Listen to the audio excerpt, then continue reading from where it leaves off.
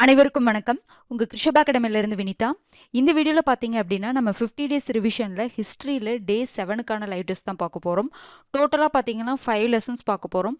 11th பார்த்தீங்கன்னா தென்னிந்தியாவில் சமுதாய உருவாக்கம், தென்னிந்தியாவில் பண்பாட்டு வளர்ச்சி, பிற்கால சோழரும் பாண்டியரும், இந்த 3 லெசனும் 11th இருந்தும், அதுக்கப்புறம் பார்த்தீங்கன்னா 6th தென்னிந்திய அரசுகள், 7th தென்னிந்திய புதிய அரசுகள், பிற்கால சோழர்களும் பாண்டியர்களும். ஓகேங்களா, இந்த டோட்டலாக வந்து 5 லெசன்ஸாக பார்க்க போகிறோம். டோட்டலாக வந்து உங்களுக்கு ஒரு 50 கொஷின்ஸ் இருக்குது. ஓகேங்களா, ஸ்டார்ட் பண்ணிடலாங்களா? ஃபர்ஸ்ட் கொஷின் பாருங்க. பின்வரும் கூற்றுகளை ஆராய்க. 2ஆம் கிருஷ்ணர் ராமேஸ்வரத்தில் கிருஷ்ணேஸ்வரர் கோவிலை கட்டினார். எல்லோராவில் உள்ள கைலாசநாதர் கோவில் 1ஆம் கிருஷ்ணரால் கட்டப்பட்டது. இதுல எது சரின்னு பாருங்க.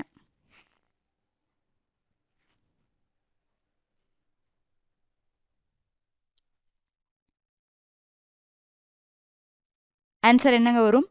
ராமேஸ்வரத்தில் கிருஷ்ணேஸ்வரர் கோவிலை கட்டினது யாருங்க? 2ஆம் கிருஷ்ணர் வரமாட்டாரு, 3ஆம் கிருஷ்ணர். ஓகேங்களா, அதே மாதிரி எல்லோராவில் உள்ள கைலாசநாதர் கோவில் வந்து 1ஆம் கிருஷ்ணரால் தான் கட்டப்பட்டிருக்கும். அப்போ இது கரெக்டு. அப்போ 3ஆம் கிருஷ்ணர் வந்து ராமேஸ்வரத்தில் அந்த கிருஷ்ணேஸ்வரர் கோவிலை கட்டியிருக்காரு. 1ஆம் கிருஷ்ணர் வந்து பார்த்தீங்கன்னா எல்லோராவில் உள்ள கைலாசநாதர் கோவிலை கட்டியிருக்காரு. ஓகேங்களா, பார்த்துக்கோங்க. ரொம்ப அதுவும் இந்த செகண்ட் பாயிண்ட் வந்து ரொம்பவே முக்கியமானது. அப்போ உங்களுக்கு என்னதுங்க? 2 மட்டும்தான் சரி, ஆப்ஷன் பி. செகண்ட் கொஸ்டின் பார்க்கலாங்களா? பாருங்க. பின்வரும் கூற்றுகளில் தவறானவற்றை தேர்வு செய்க.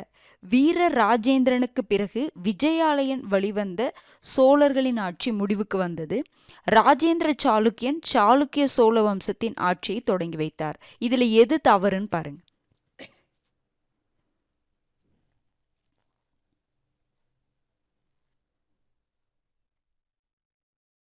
ஆன்சர் பார்த்துடலாங்களா? வீர ராஜேந்திரனுக்கு பிறகு பார்த்தீங்கன்னா உங்களுக்கு அவருடைய மகன் அதிராஜேந்திரன் இருப்பார். அவர் வந்து உள்நாட்டு கழகத்தில் கொல்லப்பட்டிருப்பாரு. இவருக்கு பிறகுதான் உங்களுக்கு விஜயாலயன் வழி வந்த சோழர்களுடைய ஆட்சி வந்து முடிவுக்கு வந்திருக்கும். வீர ராஜேந்திரனுடைய மகனான அதிராஜேந்திரனுக்கு பிறகுதான் வந்து இந்த விஜயாலயன் வழி வந்த சோழர்களுடைய ஆட்சி முடிவுக்கு வந்திருக்கும். வீர ராஜேந்திரன் கிடையாது. அப்போ இது தவறு. ஓகேங்களா, இவருடைய மகன். அடுத்தது, ராஜேந்திர சாளுக்கியன் சாளுக்கிய சோழ வம்சத்தின் ஆட்சியை தொடங்கி வைத்தார். யாருங்க? சாளுக்கிய சோழ வம்சத்துடைய ஆட்சியை யாருங்க தொடங்கி வச்சிருப்பாங்க? 1ஆம் குலோத்துங்கன். ராஜேந்திர சாளுக்கியனை தான் நம்ம என்ன சொல்லுவோம்? 1ஆம் குலோத்துங்க சோழன் அப்படின்னு சொல்லுவோம். அப்போ இது கரெக்ட் தான். அப்போ இது வந்து விஜயாலயன் வழி வந்த சோழர்களுடைய ஆட்சி. அதுக்கு பிறகு பார்த்தீங்கன்னா சோழர்களும் சாளுக்கியர்களுக்குள்ள அந்த திருமண உறவு, அதனால தான் வந்து இப்போ பார்த்தீங்கன்னா இந்த ராஜேந்திர சாளுக்கியன் யாரு அப்படின்னு பார்த்தீங்கன்னா உங்களுக்கு வந்து 1ஆம் ராஜராஜ சோழன் இருக்கார்ல, 1ஆம் ராஜராஜ சோழன், அவருடைய மகள் யாருங்க? குந்தவை நம்ம சொல்லுவோம். ஓகேங்களா, குந்தவைக்கும் ஒரு சாளுக்கிய அரசனான விமலாதித்யனுக்கும் வந்து திருமணம் நடந்திருக்கும். யார் யாருக்குங்க? குந்தவைக்கும் விமலாதித்தன், அவங்க 2 பேர்த்துக்கு வந்து திருமணம் நடந்திருக்கும். அவர்களுக்கு வந்து ஒரு மகன் இருக்கும். அவங்க தான் பார்த்தீங்கன்னா ராஜராஜ நரேந்திரன். புரிஞ்சுதுங்களா? இப்போ புரிஞ்சுதுங்களா? ராஜராஜ சோழனுடைய மகள் குந்தவைக்கும் சாளுக்கிய அரசனான விமலாதித்தனுக்கும் திருமணம் நடந்திருக்கும். அவங்களுக்கு பிறந்த மகன் தான் பார்த்தீங்கன்னா ராஜராஜ நரேந்திரன். ஓகேங்களா, அந்த ராஜராஜ நரேந்திரனை யாருக்கு திருமணம் பண்ணி வச்சிருப்பாங்க அப்படின்னா 1ஆம் ராஜராஜனுடைய மகன் ஒருத்தர் இருப்பார். தெரியுமா யாருங்க? 1ஆம் ராஜேந்திர சோழன் இருக்கார்ல, அவருடைய மகளான அமங்காதேவிக்கு அதாவது குந்தவையுடைய மகனுக்கு, குந்தவையுடைய மகன் யாருங்க? ராஜராஜ நரேந்திரன் சொன்னோமா, அவங்களுடைய மகனுக்கு தன்னுடைய சகோதரர் 1ஆம் ராஜேந்திர சோழனுடைய மகளான அமங்காதேவிக்கு திருமணம் பண்ணி வச்சிருப்பாங்க. அந்த ராஜராஜ நரேந்திரனுக்கும் அமங்காதேவிக்கும் பிறந்த குழந்தை தான் பார்த்தீங்கன்னா ராஜேந்திர சாளுக்கியன், நம்ம 1ஆம் குலோத்துங்கன்னு சொல்கிறோம். அதனால பார்த்தீங்கன்னா சாளுக்கிய வம்சத்தில் வருது பார்த்தீங்கன்னா, அதனால தான் சாளுக்கிய சோழ வம்சம் சொல்லுவோம். புரிஞ்சுதுங்களா? அப்போ இது கரெக்டாக தான். 1ஆம் குலோத்துங்க சோழன், சுங்கம் தவிர்த்த சோழன் அப்படின்னு நம்ம சொல்லுவோம். அப்போ என்னதுங்க? உங்களுக்கு 1 மட்டும்தான் தவறு, ஆப்ஷன் இ. அடுத்தது பாருங்க, 3வது கேள்வி பாருங்க. கீழ்காணும் கூற்றுகளை ஆராய்க. காக சப்தசதி என்பது சமஸ்கிருத மொழியில் சாதவாகன அரசர் ஹாலாவால் எழுதப்பட்ட இலக்கியமாகும். ஜியோகிராஃபி என்னும் நூல் தாலமியால் எழுதப்பட்டது. பொது ஆண்டு 1ஆம் நூற்றாண்டில் இயற்கை வரலாறு என்னும் நூல் மூத்த பிலினியால் எழுதப்பட்டது. இதுல எத்தனை கூற்றுகள் சரின்னு பாருங்க.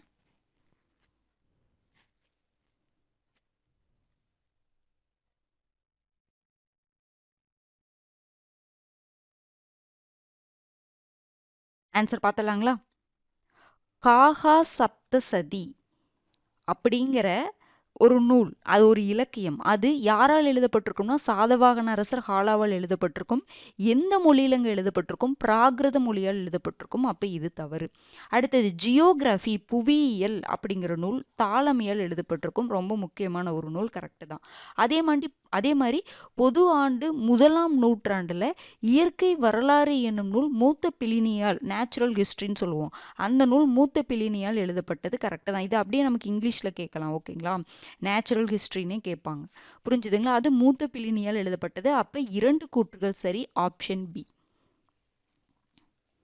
அடுத்தது 4th கொஸ்டின் பாருங்க. கீழ்காணும் கூற்றுகளில் சரியானவற்றை தேர்வு செய்க. தீபவம்சம் என்னும் நூல் பாலி மொழியில் எழுதப்பட்ட பௌத்த நூலாகும். வேலூர் பாளையம் செப்பேடுகள் பரமேஸ்வரவர்மன் தொடர்புடையது. இதுல எது சரின்னு பாருங்க.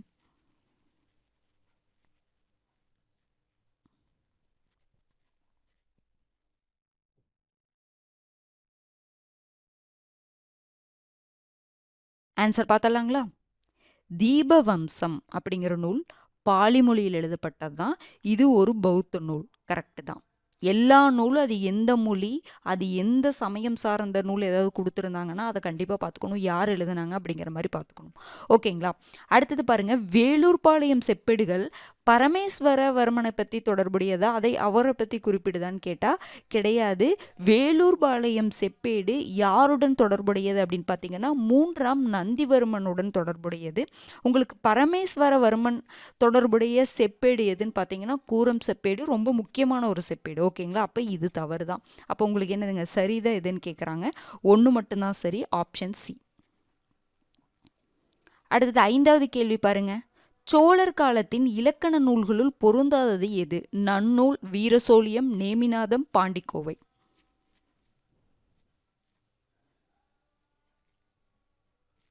ஆன்சர் என்னங்க வரும்? சோழர் காலத்தில் இலக்கண நூல் அதில் பொருந்தாதது நன்னூல் ஒரு இலக்கண நூல் தான், அதுவும் சோழர் காலத்தை சேர்ந்த இலக்கண நூல். வீரசோழியம் இலக்கண நூல் தான், சோழர் காலத்தையே சேர்ந்தது. நேமிநாதம் அதுவும் உங்களுக்கு என்னதான் இலக்கண நூல் தான், சோழர் காலத்தை சேர்ந்தது தான். பாண்டிக்கோவை மட்டும்தான் சோழர் காலத்தை சேர்ந்தது தான், ஆனால் அது ஒரு இலக்கிய நூல், இலக்கண நூல் கிடையாது. இந்த 3 இலக்கண நூல் ரொம்ப முக்கியம். இது கொடுத்துட்டு இது இலக்கிய நூலா, இலக்கண நூலா, இல்லை காப்பியமா அப்படிங்கிற மாதிரி கூட கேட்பாங்க, புரிஞ்சுதுங்களா? பார்த்துக்கோங்க, நன்னூல், வீரசோழியம், நேமிநாதம் இது 3மே இலக்கணம் நூல் தான், சோழர் காலத்தில் எழுதப்பட்டது, ஓகேங்களா? அடுத்தது பாருங்க, 6வது கேள்வி. கீழ்காணும் கூற்றுகளில் சரியானவற்றை தேர்வு செய்க. 1ஆம் நரசிம்மவர்மன் காலத்தில் 2ஆம் புலிகேசி வெங்கியை கைப்பற்றினார். மத்த விலாச பிரகாசனம் என்பது மகேந்திரவர்மன் காலத்தில் தொகுக்கப்பட்ட தென்னிந்திய ஓவியங்கள் குறித்த ஒரு ஆய்வேடாகும். இதுல எது சரின்னு பாருங்க.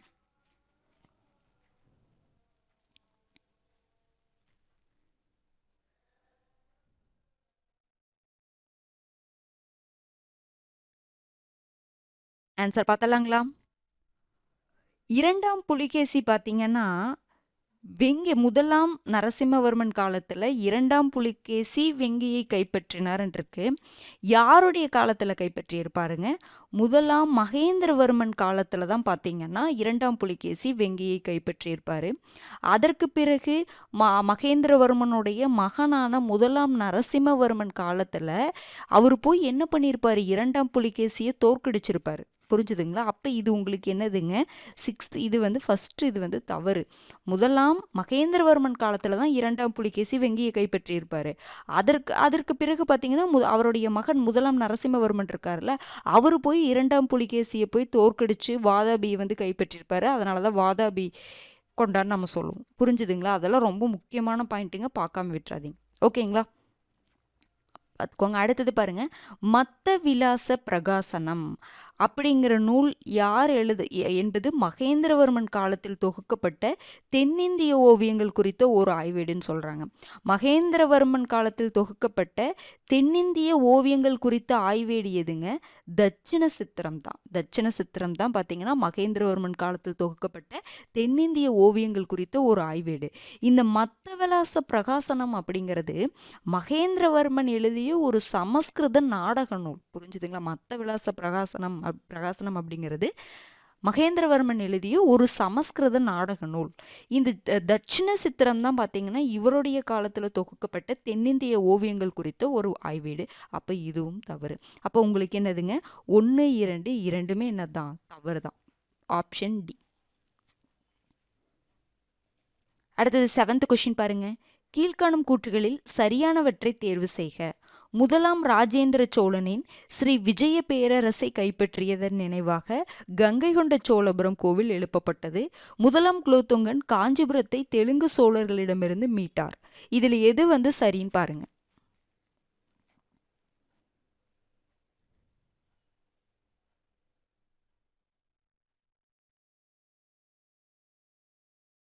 ஆன்சர் பார்த்தலாங்களா? முதலாம் ராஜேந்திர சோழன் என்ன பண்ணியிருப்பார்னா ஸ்ரீ விஜய பேரரசர் என்ன பண்ணியிருப்பார்னா கைப்பற்றியிருப்பார். அதனுடைய நினைவாக தான் கங்கை கொண்ட சோழபுரம் எழுப்பப்பட்டதா, கோவில் எழுப்பப்பட்டதா? கிடையாது. வட இந்திய பகுதிகளை முதலாம் ராஜேந்திர சோழன் என்ன பண்ணியிருப்பார்னா வின் பண்ணியிருப்பார், கைப்பற்றியிருப்பார். அதன் நினைவாக தான் கங்கை கொண்ட சோழபுரம் கோவில் எழுப்பப்பட்டிருக்கும். அப்போ இது தவறு. புரிஞ்சுதுங்களா? அடுத்தது பார்த்தீங்கன்னா முதலாம் குலோத்துங்கன் காஞ்சிபுரத்தை தெலுங்கு சோழர்களிடமிருந்து மீட்டாரா?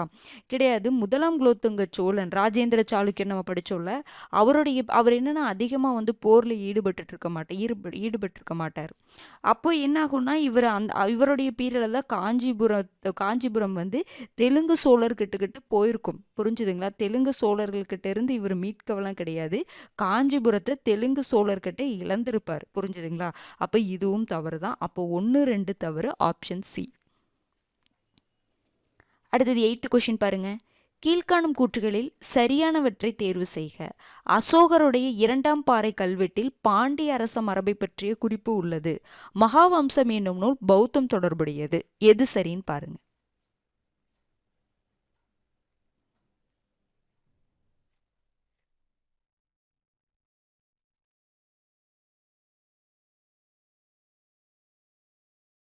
ஆன்சர் பார்த்தலாங்களா?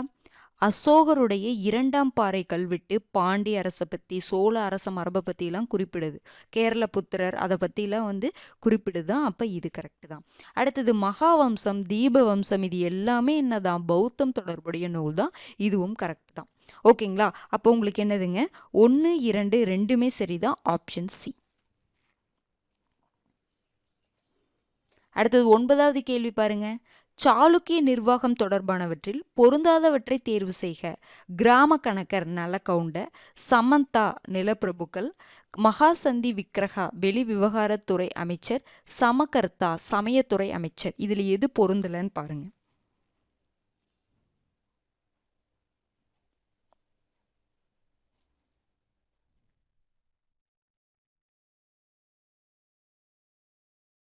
ஆன்சர் பார்த்தலாங்களா?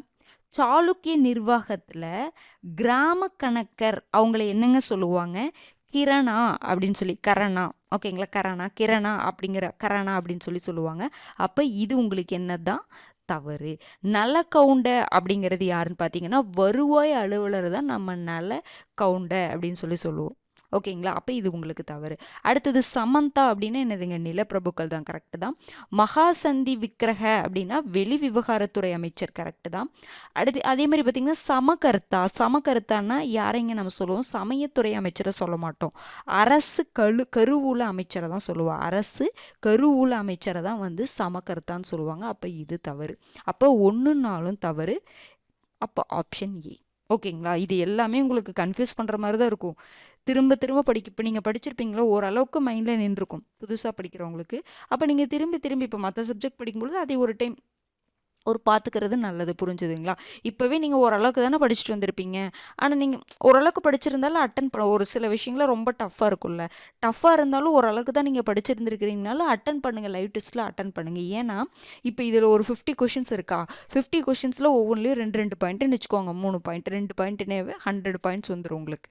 புரிஞ்சுதுங்களா? அப்போ 100 பாயிண்ட்ஸு அது போக எக்ஸ்ட்ரா இன்ஃபர்மேஷன் சொல்கிறோம். ஒரு 150 இன்ஃபர்மேஷன் உங்களுக்கு தெரிஞ்சிருது பார்த்தீங்களா? 150 லைவ் டெஸ்ட் அட்டன் பண்ணுறது மூலமாக நமக்கு 150 இன்ஃபர்மேஷன் சவுத் இந்தியன் கிங்டமை பற்றி நமக்கு தெரிஞ்சு போயிடுது. அதுவே போதும்ல. அது போக இதை பார்த்துட்டு மறுபடியும் ஒரு டைம் புக்கை ரீட் பண்ணிங்கன்னா சின்ன சின்ன அங்கங்கே எக்ஸ்ட்ரா பாயிண்ட்ஸில் இருக்கும். இல்லை இதில் நிறையவே பாயிண்ட்ஸ் இருக்குது. அப்போ அதை நம்ம என்ன பண்ணிக்கலாம்னா படிச்சிடலாம். புரிஞ்சுதுங்களா? நம்ம கொஞ்சம் கொஞ்சமாக தானே வர முடியும். நம்ம எடுத்தோன்னே எல்லாத்தையுமே மனப்பாடம் பண்ணணும்னு நினைக்கிறது தான் நம்மளுடைய தப்பே. அப்போ எடுத்தோன்னே மனப்பாடம் பண்ண முடியாதுல்ல. அப்போ நம்ம என்ன ஆயிடுவோம் அப்படின்னு வச்சுக்கோங்களேன், ஐயோ நம்மளால முடியல அப்படின்னு நம்ம நினச்சிக்குவோம். அதுதான் தப்பு. யாருனாலே எடுத்தோன்னு மனப்பாடம் பண்ண முடியாது. புரிஞ்சுங்களா? கொஞ்சம் கொஞ்சமாக ஃபஸ்ட்டு ஒரு டைம் சும்மா ரீட் பண்ணணும், சும்மா ஒரு டெஸ்ட் அட்டன் பண்ணி பார்க்கணும், மறுபடியும் ஒரு டைம் நல்லா படிக்கணும். அப்படிங்கிற மாதிரி திரும்ப திரும்ப நம்ம பண்ணுறதன் மூலமாக மட்டும்தான் நம்ம மைண்டில் ஸ்டோர் ஆகும். ஓகேங்களா? 10th கொஷின் பாருங்கள். பின்வரும் கூற்றுகளில் தவறானவற்றை தேர்வு செய்க. முதலாம் ராஜராஜ சோழன் பண்டித சோழன் என பட்டம் சூட்டி கொண்டார். கல்யாணி பகுதியிலிருந்து சோழரால் கொண்டு வரப்பட்ட துவாரபாலகர் சிலை கும்பகோணம் தாராசுரம் கோவிலில் உள்ளது. இதுல எது தவறுன்னு பாருங்க.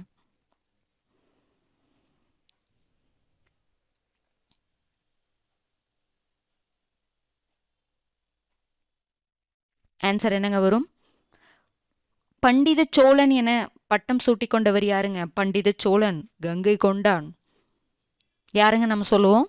முதலாம் ராஜேந்திர சோழன் சொல்லுவோம். ராஜராஜ சோழன் கிடையாது. முதலாம் ராஜேந்திர சோழன் தான் பண்டித சோழன் என பட்டம் சூட்டி கொண்டிருப்பாரு. அடுத்தது கல்யாணி பகுதியில் அந்த சாளுக்கியரை தோற்கடிச்சு கல்யாணி பகுதியிலிருந்து சோழர் என்ன பண்ணியிருப்பாங்கன்னா துவாரபாலகர் சிலையை வந்து கொண்டு வந்திருப்பாங்க. அது இப்போவும் எங்கே இருக்குது அப்படின்னா கும்பகோணம் தாராசுரம் கோவில் இருக்குது. ரொம்ப ஃபேமஸான கோவில் அங்கே இருக்குது. ஓகேங்களா? அப்போ இது கரெக்டு தான். அப்போ உங்களுக்கு என்னதுங்க? 1 மட்டும்தான் தவறு. Option A. அடுத்தது 11வது கேள்வி பாருங்க. பொறுத்துக. வாத்ஸ்யாயர், தண்டின், பெருந்தேவனார், பாரவி, ஆதிகவி, பம்பா.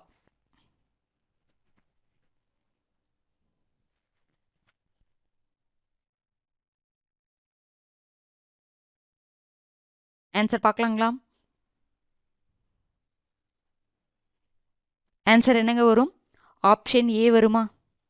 வாத்ஸ்யாயர் என்னங்க எழுதியிருப்பாங்க? நியாய பாஷ்யா அப்படிங்கிற நூல் எழுதியிருப்பாங்க. இவர் யார் பார்த்தீங்கன்னா காஞ்சி கடிகையுடைய ஆசிரியராக இருந்திருப்பார். அடுத்தது தண்டின் எந்த நூல் எழுதியிருப்பாங்க? தசகுமார காவியம் எழுதியிருப்பாங்க. இவர் தண்டின் யாருடைய அவையில் இருந்திருப்பார்? முதலாம் நரசிம்மவர்மன் அவையில் இருந்திருப்பார். ஓகேங்களா? இதெல்லாம் ரொம்ப முக்கியமானது. அடுத்தது பெருந்தேவனார் வந்து பாரத வெண்பா அப்படிங்கிற நூல் எழுதியிருப்பாங்க. இவர் யாருடைய அவையில் இருந்திருப்பாரு? இவரை யார் ஆதரிச்சிருப்பாங்க? 2ஆம் நந்திவர்மன். அடுத்தது பாரவி எழுதினது எதுங்க? கீர்த்தார்ஜுன்யம். ஓகேங்களா? கீர்த்தார்ஜுன்யம் எழுதினது தான் பாரவி. இவரை யார் ஆதரிச்சிருப்பாங்க? சிம்ம விஷ்ணு. அடுத்தது ஆதிகவி பம்பா. அவர் என்ன எழுதியிருப்பாரு? விக்ரமார்ஜுன விஜயம். ஓகேங்களா? இது எல்லாமே ரொம்ப ரொம்ப முக்கியமானது. இது மகாபாரதத்துடைய மீள்தருகைன்னு சொல்லியிருப்பாங்க இந்த ஆதிகவி பம்பா. ஓகேங்களா? பாரவி அப்படிங்கிறது கீர்த்தார்ஜுனியம். யாருடைய அவையில் இருந்திருப்பாரு? சிம்ம விஷ்ணு. அப்போ யார் யார் என்னென்ன எழுதுனாங்க, யார் யார் அவையில் இருந்தாங்க அப்படிங்கிறது இந்த முக்கியமான இன்ஃபர்மேஷனில் எங்கே இருக்குது தெரியுங்களா உங்களுக்கு? 6th 7thலேயே உங்களுக்கு டோட்டலாக முக்கியமான இன்ஃபர்மேஷன் அந்த தென்னிந்திய அரசுகளை நீங்கள் 6th 7th படிங்க. அதுலேயே டோட்டலாக ஓரளவுக்கு கவர் ஆயிடுது. 11th கொஞ்சம் ஸ்டோரி மாதிரி போகுது, அவ்வளோதான். மற்றபடி அங்கங்கே ஃபேக்ட் எல்லாம் இருக்கும். ஆனால் மெயின் இந்த 6th 7th படிச்சிருங்க. நீங்கள் 11th படிக்காமல் போனாலுமே 6th 7th உங்களுக்கு டைம் இல்லைன்னு சொல்லிட்டு 11th நீங்கள் படிக்கலினாலும் பரவாயில்ல. 6th 7th ஹிஸ்ட்ரியில் இருக்கக்கூடிய 6th 7th 8th 9th 10th இருக்கக்கூடியதெல்லாம் நல்லாவே படிச்சிருங்க. புரிஞ்சுதுங்களா? 11th முக்கியமான இன்ஃபர்மேஷன், அந்த ஒன்லைனர், நம்ம அந்த ஃபேக்ட் அதெல்லாம் மட்டும் எழுதி வச்சுட்டா போதும். ஒரு லெசனுக்கு ஒரு 40 பாயிண்ட் அப்படி எழுதி வச்சுட்டா கூட போதும் நமக்கு. ஓகேங்களா? டைம் இல்லாதவங்களுக்கு சொல்கிறேங்க, எல்லாருமே அதை ஃபாலோ பண்ணணுன்ட்டு. ஓகேங்களா? எல்லாரும் படிச்சுக்கோங்க. படிக்கிறது நான் தெரிஞ்சு வச்சுக்கிறது நல்லது தான். முடியாது அப்படிங்கும் பொழுது சில வாய்ப்புகள் இருக்குன்னு நமக்கு தெரியணும்ல, இப்படியும் பண்ணணும்னு தெரியணும்ல, அதுக்காக சொல்கிறேன். ஓகேங்களா? அடுத்தது பின்வரும் கூற்றுகளில் தவறானவற்றை தேர்வு செய்க. சோழர் நிர்வாகத்தில் வணிகர்களின் குடியிருப்புகள் நாட்டார் நிர்வகித்தனர்.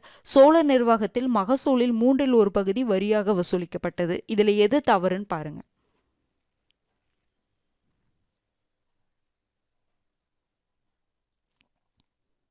ஆன்சர் என்னங்க வரும்? சோழர் நிர்வாகத்துல வணிகர்களுடைய குடியிருப்புகளை நாம என்னங்க சொல்லுவோம்?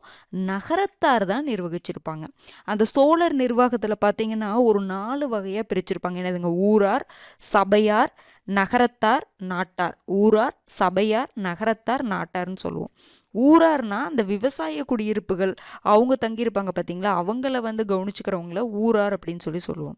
சபையார் அப்படின்னா பிராமணர்கள்லாம் இருப்பாங்கள்ல, அந்த பகுதியை கவனிச்சுக்கிறது சபையாருன்னு சொல்லுவோம்.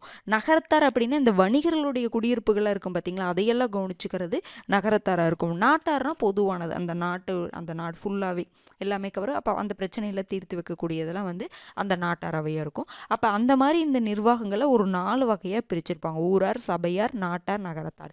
இந்த வணிகர்களின் குடியிருப்புகளை யார் நிர்வகிச்சிருப்பாங்க? நகரத்தார். ஓகேங்களா? அப்போ இது தவறு. சோழர் நிர்வாகத்தில் மகசூலில் 1/3 பகுதி வரியாக வசூலிக்கப்பட்டதா? கரெக்ட் தான். அப்ப எதுங்க தவறு? உங்களுக்கு 1 மட்டும்தான் தவறு. Option B. அடுத்தது பாருங்க, 13வது கேள்வி. சாதவாகனர் பௌத்த துறவிகளுக்கு வழங்கப்பட்ட நிலங்களுக்கு வரிவிலக்கு அளிக்கப்பட்டதை குறிப்பிடும் கல்வெட்டு எது? நனிக்காட் கல்வெட்டு, நாசிக் கல்வெட்டு, அசோகரின் 2ஆம் பாறை கல்வெட்டு, புகழூர் கல்வெட்டு. இது 4மே முக்கியமான கல்வெட்டு. சாதவாகனர் பௌத்த துறவிகளுக்கு வழங்கப்பட்ட நிலங்களுக்கு வரிவிலக்கு அளிக்கப்பட்டதை குறிப்பிடும் கல்வெட்டு.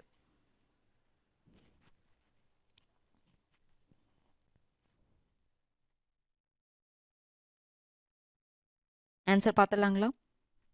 சாதவாகனர் வந்து பௌத்த துறவிகளுக்கு வழங்கப்பட்ட நிலங்களுக்கு வரி விலக்கு கொடுத்துருப்பாங்க.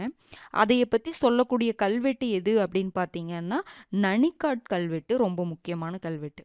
இப்போ இந்த நாசிக் கல்வெட்டு என்னதுங்க? ஒரு சாதவாகனர் ஒருத்தர் இருக்காரு. யாருங்க? கௌதமபுத்திர சத்தகர்ணி அப்படின்னு சொல்லிட்டு ஒரு சாதவாகன அரசர் இருக்காரு.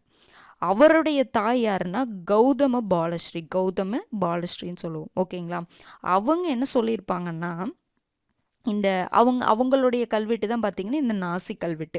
இந்த கல்வெட்டில் தான் யாரை பற்றி சொல்லியிருப்பாங்கன்னா இந்த கௌதமபுத்திர சதகர்ணியை பற்றி சொல்லியிருப்பாங்க. அவங்க வந்து இந்த யவனர்களெல்லாம் வந்து வெற்றி பெற்றதாக சொல்லக்கூடிய கல்வெட்டு தான் நாசிக் கல்வெட்டு. நாசிக் கல்வெட்டு பார்த்தீங்கன்னா கௌதமபுத்திர சதகர்ணி அவர்களுடைய தாயான கௌதம பாலஸ்ரீயுடைய கல்வெட்டு, அவர்கள் தொடர்பான ஒரு கல்வெட்டு.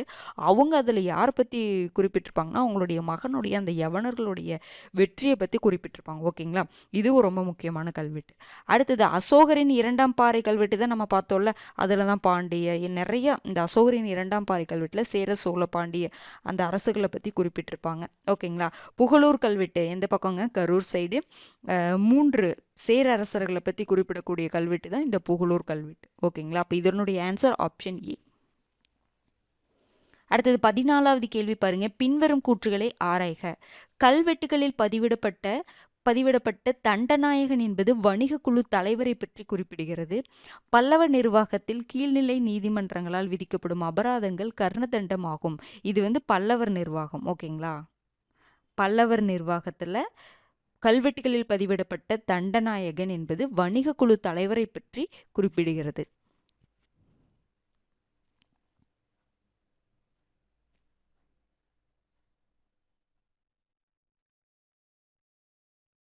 ஆன்சர் என்னங்க வரும்?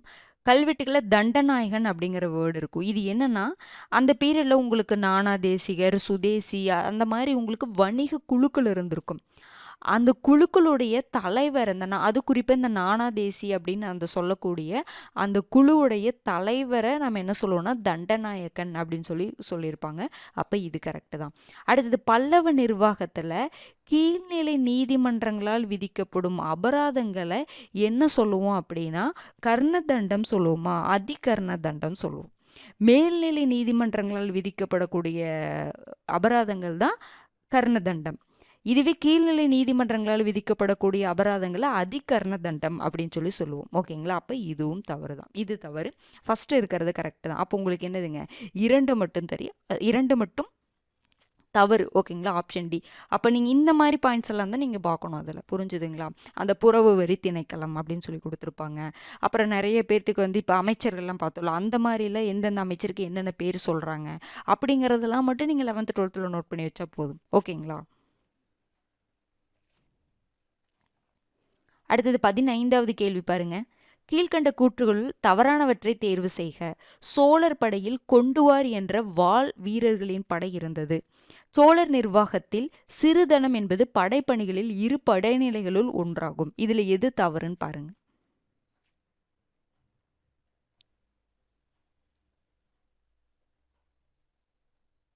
ஆன்சர் என்னங்க வரும்?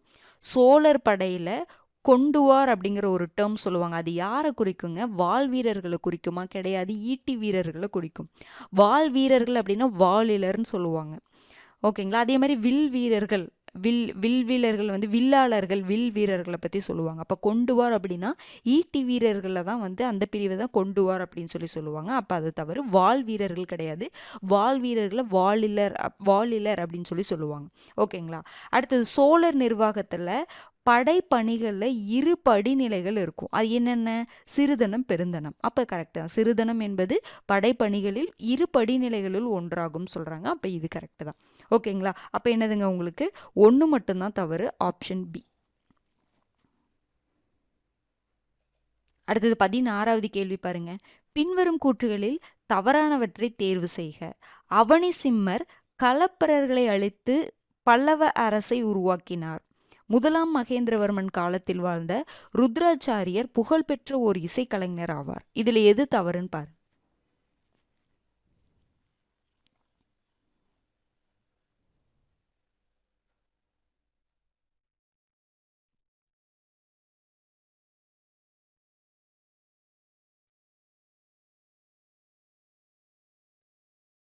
ஆன்சர் என்னங்க வரும்? களப்பிரர்களை அழித்து பல்லவ அரசை உருவாக்கியவர் யாருங்க? இரண்டாம் சிம்மவர்மனுடைய மகனான சிம்ம விஷ்ணு தான். சிம்ம விஷ்ணுவை தான் நம்ம அவனி சிம்மர்னு சொல்லுவோம். ரொம்ப முக்கியமானதுங்க. களப்பரர்களை, இது கரெக்டு தான். களப்பரர்களை அழித்து பல்லவ அரசை உருவாக்கியது யாருன்னு பார்த்தீங்கன்னா இரண்டாம் சிம்மவர்மனுடைய மகனான சிம்ம விஷ்ணு. சிம்ம விஷ்ணுக்கு இன்னொரு பேர் தான் என்னதுங்க? அவனி சிம்மர். ஓகேங்களா? அப்போ கரெக்டு. அடுத்தது முதலாம் மகேந்திரவர்மன் காலத்தில் ருத்ராச்சாரியார்னு ஒருத்தர் இருப்பார். அவர் பார்த்தீங்கன்னா ஒரு புகழ்பெற்ற ஒரு இசைக்கலைஞர் தான். கரெக்டு தான். அப்போ நீங்கள் ஒரு புகழ்பெற்ற ஒரு கலைஞர்லாம் இருப்பாங்க பார்த்தீங்களா? அவங்க நடன கலைஞரா, இசைக்கலைஞரா, இல்லை இலக்கியவாதியா, அதெல்லாம் நம்ம தெரிஞ்சு வச்சுக்கணும். புரிஞ்சுதுங்களா? அவங்க எந்த துறையை சார்ந்து புகழ்பெற்று இருக்காங்க அப்படிங்கிறத நம்ம தெரிஞ்சுக்கணும். அப்போ உங்களுக்கு என்னதுங்க? 1, 2 ரெண்டுமே சரி, ஆப்ஷன் சி. அடுத்து 17வது கேள்வி பாருங்க. பின்வரும் கூற்றுகளில் சோழர் நிர்வாகத்துடன் பொருந்தாதவற்றை காண்க. மணி கிராமத்தார் வணிக குழுவின் வணிகர்கள் உள்நாட்டு வணிகத்தில் ஈடுபட்டனர். உள்ளாட்சி நிர்வாகத்தில் போட்டியிடுபவருக்கு நில உரிமை தகுதி விதிக்கப்பட்டிருந்தது சோழர் நிர்வாகத்தில். அப்ப எது வந்து பொருந்தலன்னு பாருங்க.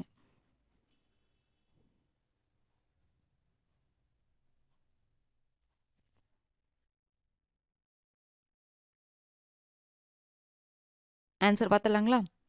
சோழர் நிர்வாகத்தில் பார்த்தீங்கன்னா வணிகம் சம்பந்தமான குழுக்கள் பார்த்தீங்கன்னா மணிக்கிராமத்தார் வணிக்குழு, இன்னொன்று பார்த்தீங்கன்னா என்ன இருக்குங்க? 5 வண்ணத்தார் வணிகக்குழு. 5 வண்ணத்தார் வணிகக்குழு பார்த்தீங்கன்னா கடல் கடந்த வணிகத்தில் வந்து ஈடுபட்டிருப்பாங்க.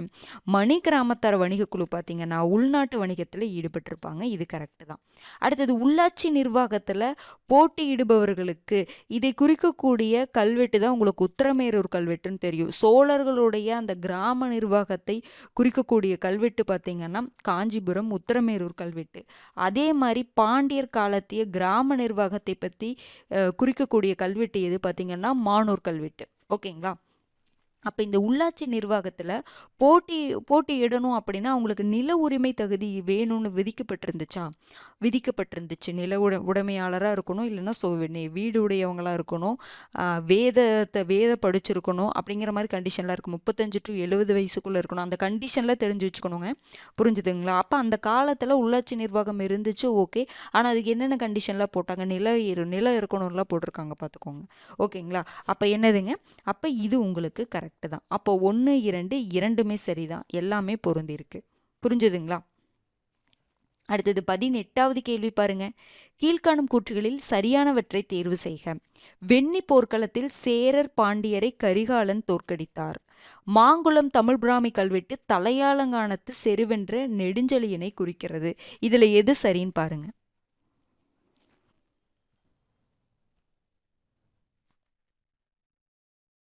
ஆன்சர் பார்த்தலாங்களா? ரொம்ப முக்கியமான போருங்க. வெண்ணி போர்க்களத்தில் கரிகாலன் பார்த்தீங்கன்னா சேரர் பாண்டியரையில் வந்து தோற்கடிச்சிருப்பாரு. கரெக்ட் தான்.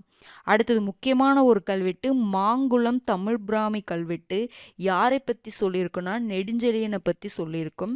இந்த தலையாலங்கானத்து செருவென்ற நெடுஞ்செழியன் அப்படிங்கிறவர் வேற. மாங்குளம் தமிழ் பிராமி கல்வெட்டு குறிப்பிடப்படுவது நெடுஞ்செழியன் தான். இந்த தலையாலங்கானத்து செருவென்ற நெடுஞ்செழியன் பற்றி பார்த்தீங்கன்னா மதுரை காஞ்சி வந்து குறிப்பிட்டிருக்கும். மதுரை காஞ்சி பார்த்தீங்கன்னா முதுகுடுமி பெருவெழுதி அவர்களை பற்றியும் தலையாலங்கானத்து செருவென்ற நெடுஞ்செழியனை பற்றி குறிப்பிட்டிருக்கும். இந்த மாங்குளம் தமிழ் பிராமி கல்வெட்டு வெறும் அந்த நெடுஞ்செழியனை மட்டும்தான். ஓகேங்களா? அதற்கு பிறகு வந்தவர் தான் இந்த தலையாங்கானத்து செருவென்ற நெடுஞ்செழியன். அப்ப இது தவறு. அப்போ உங்களுக்கு என்னதுங்க? 1 மட்டும்தான் சரி. Option A. அடுத்தது 19வது கேள்வி பாருங்க. பின்வரும் கூற்றுகளில் தவறானவற்றை தேர்வு செய்க. எல்லோராவில் மொத்தம் 30 பௌத்த குகைகள் உள்ளன. எல்லோரா குகைகளை 1984 உலக பாரம்பரிய சின்னமாக யுனெஸ்கோ அங்கீகரித்தது. இதுல எது தவறுன்னு பாருங்க.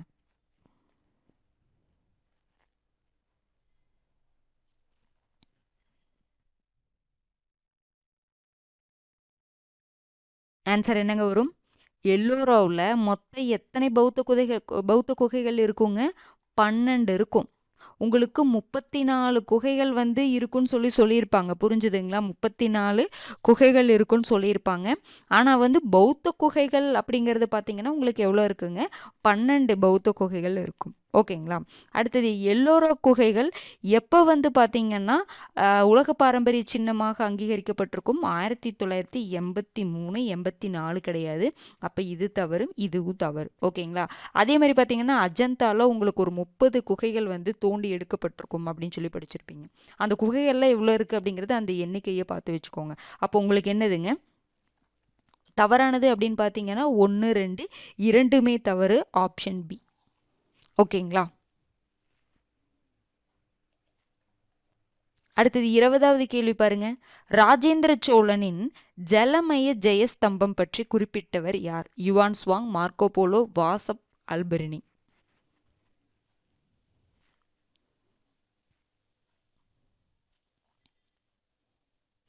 முதலாம் ராஜேந்திர சோழன் தான் என்ன பண்ணியிருப்பார் அப்படின்னா அந்த கங்கை கொண்ட சோழபுரத்தில் ஜலமய ஜெயஸ்தம்பம் அப்படின்னு என்னன்னா அந்த ஒரு அந்த ஏரியில் வெள்ளம் ஏற்படக்கூடாது அப்படிங்கிறதுக்காக ஒரு கட்டுமானத்தை கட்டியிருப்பார். அதுதான் அதற்கு பெயர். அவர் ஜலமய ஜெயஸ்தம்பம் அப்படின்னு சொல்லிட்டு வச்சிருப்பாரு. அதைய பார்த்து வியந்து யாரு குறிப்பிட்டிருப்பாங்க? அல்பெர்னி வந்து குறிப்பிட்டிருப்பாரு.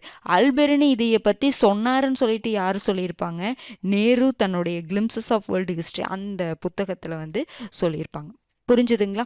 பார்த்துக்கோங்க. அல்பெர்னி பார்த்தீங்கன்னா ஜலமய ஜெயஸ்தம்பத்தை பற்றி அல்பெர்னி வந்து குறிப்பிட்டிருப்பாரு. ரொம்ப முக்கியமானது. இந்த மார்க்கோ போலோ, வாசப் இதெல்லாம் வந்து பார்த்தீங்கன்னா உங்களுக்கு அந்த மதுரையில் அந்த குதிரைகள் பற்றி சொல்லியிருப்பாங்க. புரிஞ்சுதுங்களா? அந்த குதிரை வணிகத்தை பற்றியும் குதிரைகளை வந்து அதிகமாக நம்ம இறக்குமதி பண்ணோம் அப்படிங்கிறத பற்றி சொல்லியிருப்பாங்க. புரிஞ்சுதுங்களா? படிச்சிருப்பீங்க. ரொம்ப முக்கியமானது.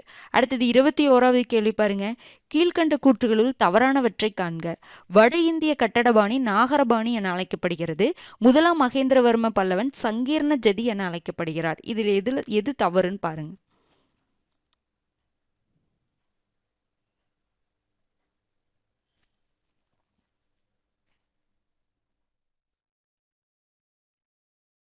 ஆன்சர் பார்த்தலாங்களா? வட இந்திய கட்டடபாணி நம்ம என்னங்க சொல்லுவோம்? நாகரபாணின்னு சொல்லுவோம். அதே மாதிரி தென்னிந்திய கட்டடபாணியை நம்ம திராவிட பாணின்னு சொல்லுவோம். அந்த ரெண்டுடைய கலைப்பு, நாகரபாணியும் திராவிட பாணியும் ரெண்டுடைய கலைப்பு, நம்ம கலப்பை என்ன சொல்லுவோம் அப்படின்னா வெசராபாணி அப்படின்னு சொல்லிட்டு. ஓகேங்களா? வெசராபாணி அப்படின்னு சொல்லி சொல்லுவோம். புரிஞ்சுதுங்களா?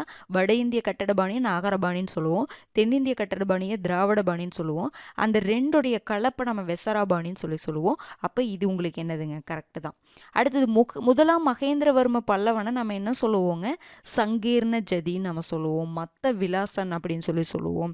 வேற என்ன பேர்லாம் சொல்லுவோங்க? மத்த விலாசன், குணபாரன், சித்திரகார புலி, விசித்திர சித்தன், இது எல்லாமே வந்து யாரை குறிப்பிடுது? முதலாம் மகேந்திரவர்மனை தான் குறிப்பிடுது. இப்போ இது கரெக்ட் தான். அப்போ உங்களுக்கு என்னதுங்க? 1, 2 இரண்டுமே சரிதான், தவறு எதுவுமே கிடையாது. ஓகேங்களா? அடுத்தது 22வது கேள்வி. கீழ்காணும் தகவல்களில் சரியானவற்றை காண்க. முதலாம் ராஜராஜ சோழன் திருபுவனை என்னும் ஊரில் வேத கல்லூரியை நிறுவினார். சோழ பேரரசில் நாடுகள் கூற்றங்களாக பிரிக்கப்பட்டது. இதுல எது வந்து சரின்னு பாருங்க.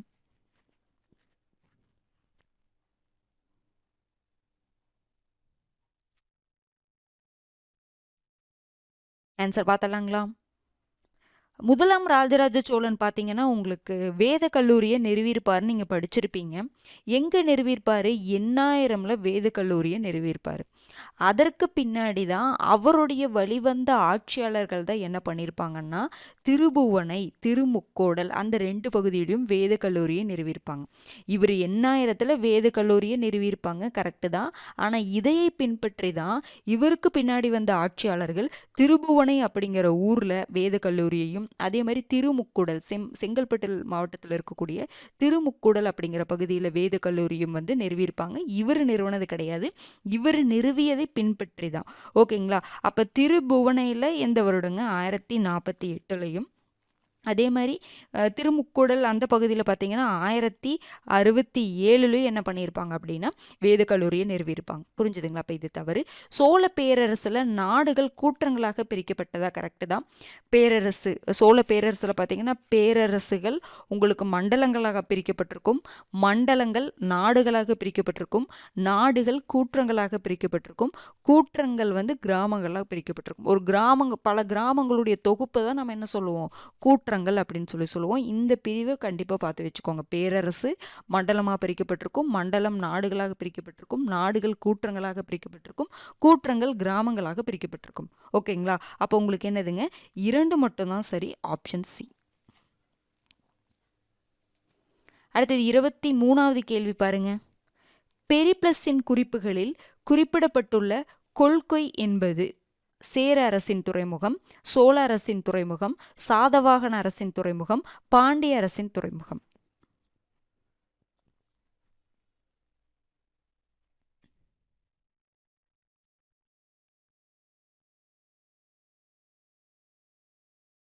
ஆன்சர் என்னங்க வரும்? பெரிப்ளஸின் குறிப்புகளில் கொள்கை அப்படிங்கிற ஒரு டேர்ம் இருக்கும். அது என்னதுங்க? கொற்கையத்தான் என்ன பண்ணியிருப்பாங்கன்னா கொள்கை அப்படின்னு சொல்லி குறிப்பிட்டிருப்பாங்க.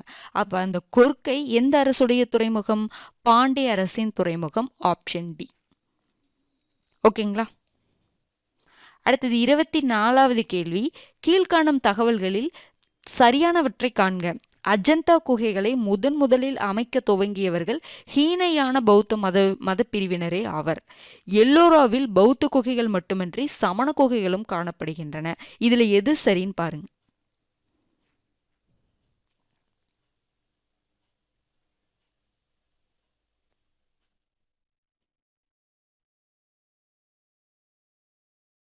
ஆன்சர் பார்த்தலாங்களா? அஜந்தா குகைகளை முதலில் யாருங்க அமைக்க ஸ்டார்ட் பண்ணாங்க?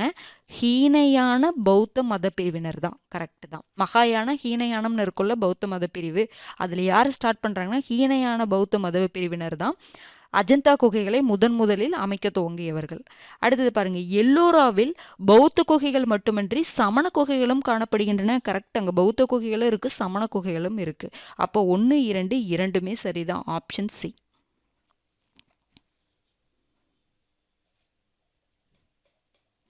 அடுத்தது 25வது கேள்வி பாருங்க.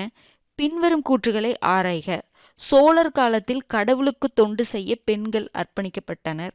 சோழர் காலத்தில் கால்நடைகளை பராமரிப்பவர் சங்கரபாடியர் என அழைக்கப்பட்டனர். இதுல எது தவறுன்னு பாருங்க.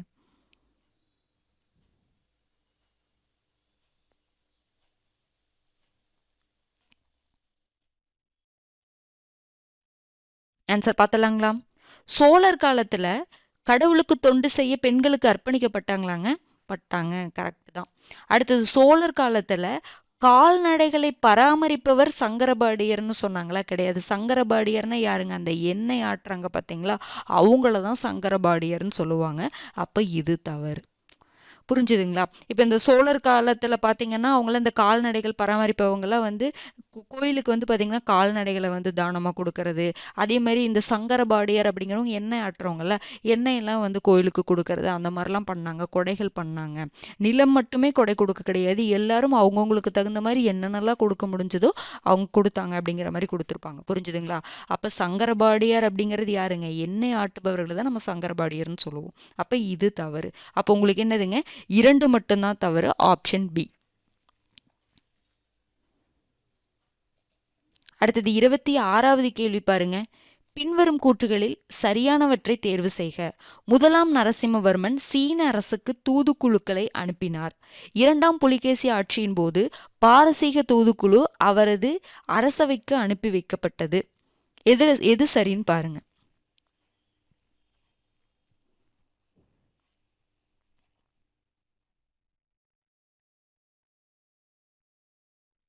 ஆன்சர் என்னங்க வரும்? சீன அரசுக்கு தூதுக்குழுக்களை அனுப்பிய பல்லவரசர் யாருங்க? முதலாம் நரசிம்மவர்மனா? இரண்டாம் நரசிம்மவர்மன். அப்ப இது தவறு. அடுத்தது இரண்டாம் புலிகேசியுடைய ஆட்சி போது அவருடைய அவைக்கு பாரசீக தூதுக்குழு வந்துச்சு. ஓகேங்களா? குஷ்ரு வந்து என்ன பண்ணிருப்பாருன்னா, இவருடைய அவைக்கு பாரசீக தூதுக்குழுவை அனுப்பிச்சிருப்பாரு. இது கரெக்ட் தான். அப்போ உங்களுக்கு என்னதுங்க? 2 மட்டும்தான் சரி. Option B. அடுத்தது 27வது கேள்வி பாருங்க. பின்வரும் கூற்றுகளில் தவறானவற்றை காண்க. அரிகேசரி மாறவர்மன் திருநாவுக்கரசரால் சமண மதத்திலிருந்து சைவத்திற்கு மாறினார். அரிகேசரி வேள்விக்குடி செப்பேடுகளின் கொடையாளியாக கருதப்படுகிறார். இதுல எது வந்து தவறுன்னு பாருங்க.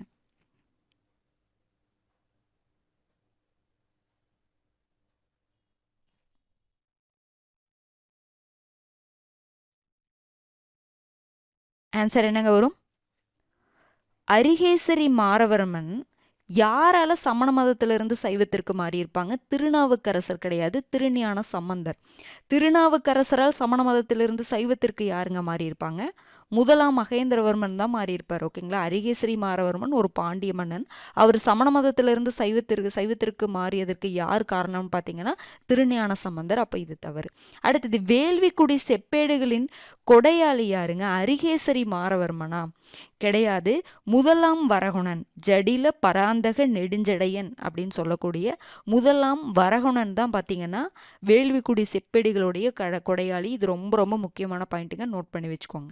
ஓகேங்களா? இதில் நம்ம டெஸ்ட்டில் கொடுக்குறோம்ல, எல்லா பாயிண்ட்டையுமே நோட் பண்ணி வச்சுக்கோங்க. ரொம்பவே முக்கியமானது. சிலதெல்லாம் நீங்கள் படிக்காமல் இருந்திருப்பீங்களா? 11th சில பேர் படிக்கலன்னு சொல்கிறீங்க. அவங்களே என்ன பண்ணிக்கோங்கன்னா, இந்த மாதிரி உங்களுக்கு தெரியாத பாயிண்ட்ஸ்லாம் நீங்கள் நோட் பண்ணி வச்சுக்கோங்க. புரிஞ்சுதுங்களா? அப்போ இது ரொம்ப ரொம்ப முக்கியமானது. இது தவறு தான். அப்போ உங்களுக்கு என்னதுங்க? 1, 2 ரெண்டுமே தவறு. Option C. அடுத்தது 28வது கேள்வி பாருங்க. பின்வரும் தகவல்களில் சரியானவற்றை காண்க. அசோகர் கல்வெட்டு குறிப்பிடும் சத்தியபுத்திரா என்பது அதியமானை குறிக்கிறது. அவர் ஒரு வேளிராக இருந்து பின் வேந்தராக உயர்ந்தார். வேள்விக்குடி செப்பேடுகள் முதுகுடுமி பெருவெழுதியின் நிலதானத்தை பற்றி தெரியப்படுத்துகிறது. இதுல எது வந்து சரின்னு பாருங்க.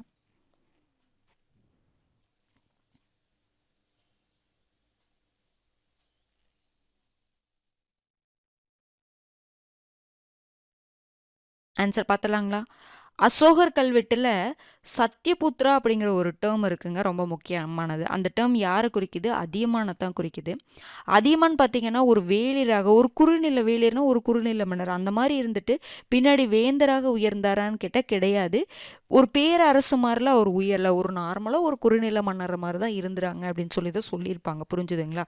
அப்போ இது தவறு. அதியமானை குறிக்கிறது அவர் ஒரு வேளிராக இருந்து கடைசி வரைக்கும் வேளிராக தான் இருந்தார். ஒரு பெரிய அரசராக வந்து உருவாகலை. இப்போ சோழ அரசர்கள் அவங்களாம் இருக்காங்களா, அந்த மாதிரி ஒரு பெரிய அரசாக வந்து அவங்க உருவாகலை குறுநில மன்னர்கள் எல்லாருமே. ஓகேங்களா? இந்த கடையேழு வள்ளல்கள்னு சொல்கிறோம்ல, அவங்க எல்லாருமே ஒரு சின்ன சின்ன குறுநில மன்னர்கள், அவர்களை வேளிர்கள் அப்படின்னு தான் சொல்லுவோம். புரிஞ்சுதுங்களா? ஒரு பெரிய அரசர்கள் அப்படின்னு சொல்ல மாட்டோம். இப்போ சோழ அரசர் ராஜேந்திர சோழன் சொல்கிறோம்ல, அந்த மாதிரி நம்ம சொல்ல மாட்டோம்னு சொல்கிறேன். ஓகேங்களா? அப்போ இது உங்களுக்கு தவறு. அடுத்தது வேள்விக்குடி செப்பேடுகள் முதுகுடுமி பெருவெழுதியின் நிலதானத்தை பற்றி தெரியப்படுத்துகிறது. கரெக்டு, ரொம்ப முக்கியமானது. முதலாம் வரகணன் தான் வேள்விக்குடி செப்பேடுகளுடைய கொடையாளின்னு சொல்லி பார்த்தோமா. அது வந்து முதுகுடுமி பெருவெழுதியோட நிலதானத்தை பற்றி குறிப்பிடுகிறது. அதே மாதிரி மதுரை காஞ்சியும் முதுகுடுமி பெருவெழுதியை பற்றி குறிப்பிட்டதுன்னு நம்ம பார்த்தோம். ஓகேங்களா.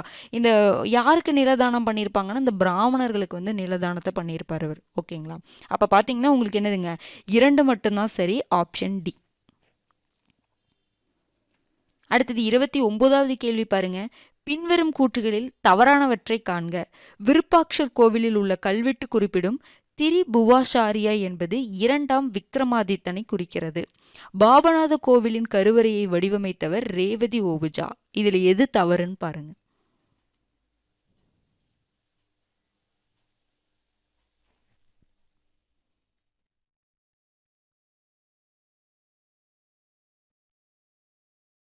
ஆன்சர் என்னங்க வரும்?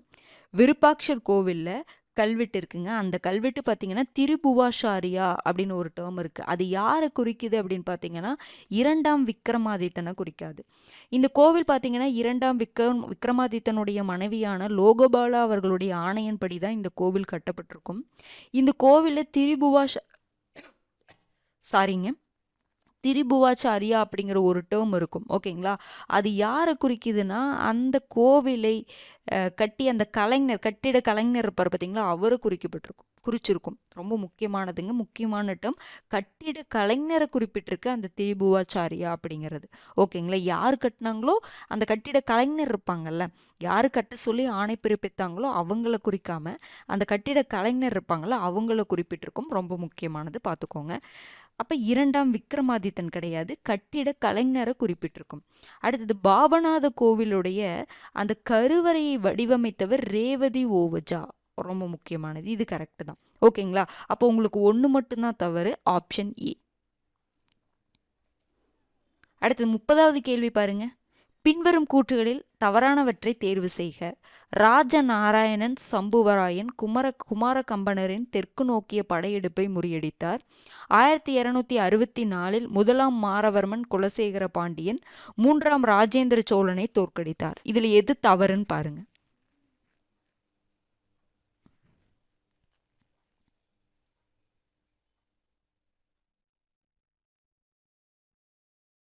ஆன்சர் என்னங்க வரும்?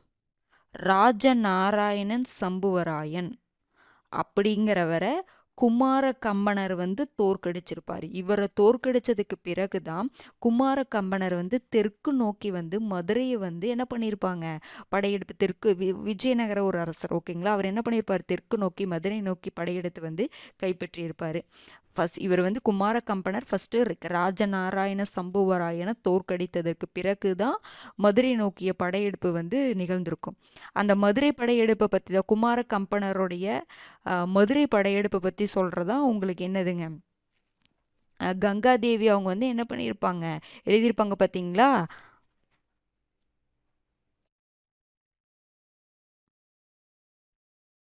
ஒரே நிமிஷம் இருங்க. குமார கம்பனர் இருக்கார், ராஜநாராயணன் சம்புவராயன் இருக்கார் பார்த்தீங்களா, அவர் என்ன பண்ணியிருப்பார் அப்படின்னா அவரை குமார கம்பனர் வந்து தோற்கடித்ததுக்கு பிறகுதான் குமார கம்பனர் மதுரை நோக்கி படையெடுத்து வந்து மதுரையை வந்து கைப்பற்றியிருப்பார். அதை பற்றி குறிப்பிடக்கூடிய அந்த மதுரை படையெடுப்பை பற்றி குறிப்பிடக்கூடிய நூல் தான் பார்த்தீங்கன்னா மதுரா விஜயம். அந்த மதுரா விஜயம் நூலை எழுதியது யாருன்னு பார்த்தீங்கன்னா குமார கம்பனருடைய மனைவியான கங்காதேவி. ஓகேங்களா. இதெல்லாம் நீங்கள் விஜயநகர பேரரசுலேயே படிச்சிருப்பீங்க. ஓகேங்களா. அப்போ இது உங்களுக்கு என்னதுங்க, தவறு தான். தெற்கு நோக்கிய படையெடுப்பை இவர் முறியடைக்கலை. அடுத்தது பாருங்க, முதலாம் மாரவர்மன் குலசேகர பாண்டியன் தான் பார்த்தீங்கன்னா 3ஆம் ராஜேந்திர சோழனை தோற்கடிச்சாரு. கரெக்டு தான். ஆனால் அதனுடைய வருஷம் என்னங்க, 1279 தான். 1279 3ஆம் ராஜேந்திர சோழனை யார் தோற்கடிச்சிருப்பாங்கன்னா முதலாம் மாரவர்மன் குலசேகர பாண்டியன் தோற்கடிச்சிட்டு ஒரு பாண்டிய பேரரசை வந்து நிறுவியிருப்பாங்க. இதற்கு முன்னாடியே பார்த்தீங்கன்னா 1264 என்ன நடந்திருக்கும் அப்படின்னு பார்த்தீங்கன்னா கங்கை கொண்ட சோழபுரத்தை ஜடாவர்மன் சுந்தரபாண்டியன் வந்து கைப்பற்றியிருப்பார். ஓகேங்களா? அப்பவே கொஞ்சம் கொஞ்சமாக வீழ்ச்சி ஆகிட்டே வரும். அதில் ஒன்று தான் 1264 கங்கை கொண்ட சோழபுரத்தை ஜடாவர்மன் சுந்தரபாண்டியன் கைப்பற்றியிருப்பார். அதற்கு பிறகு கடைசியாக ஒன்று பார்த்தீங்கன்னா 3ஆம் ராஜேந்திர சோழன் சோழனை வந்து 1ஆம் மாரவர்மன் குலசேகர பாண்டியன் வீழ்த்தியிருப்பார் 1279. அப்போ வருடம் தவறாக இருக்குது, பார்த்துக்கோங்க. அப்போ இரண்டுமே தவறு, 1, 2 தவறு, ஆப்ஷன் பி. அடுத்தது 31வது கேள்வி பாருங்க. பின்வரும் கூற்றுகளில் தவறானவற்றை தேர்வு செய்க. வாதாபி விஷ்ணு கோவில் ராஷ்டிரகூட அரசர் மங்களேசனால் கட்டப்பட்டது. 2ஆம் கீர்த்திவர்மனை தோற்கடித்து ராஷ்டிரகூட அரசை நிறுவியவர் தந்திதுர்கர். ஜீனசேனர் எனும் சமண துறவியால் அமோகவர்ஷர் சமணம் தழுவினார். பட்டடக்கல்லில் உள்ள விருப்பாட்ச கோவில் திராவிட பாணியில் கட்டப்பட்டுள்ளது.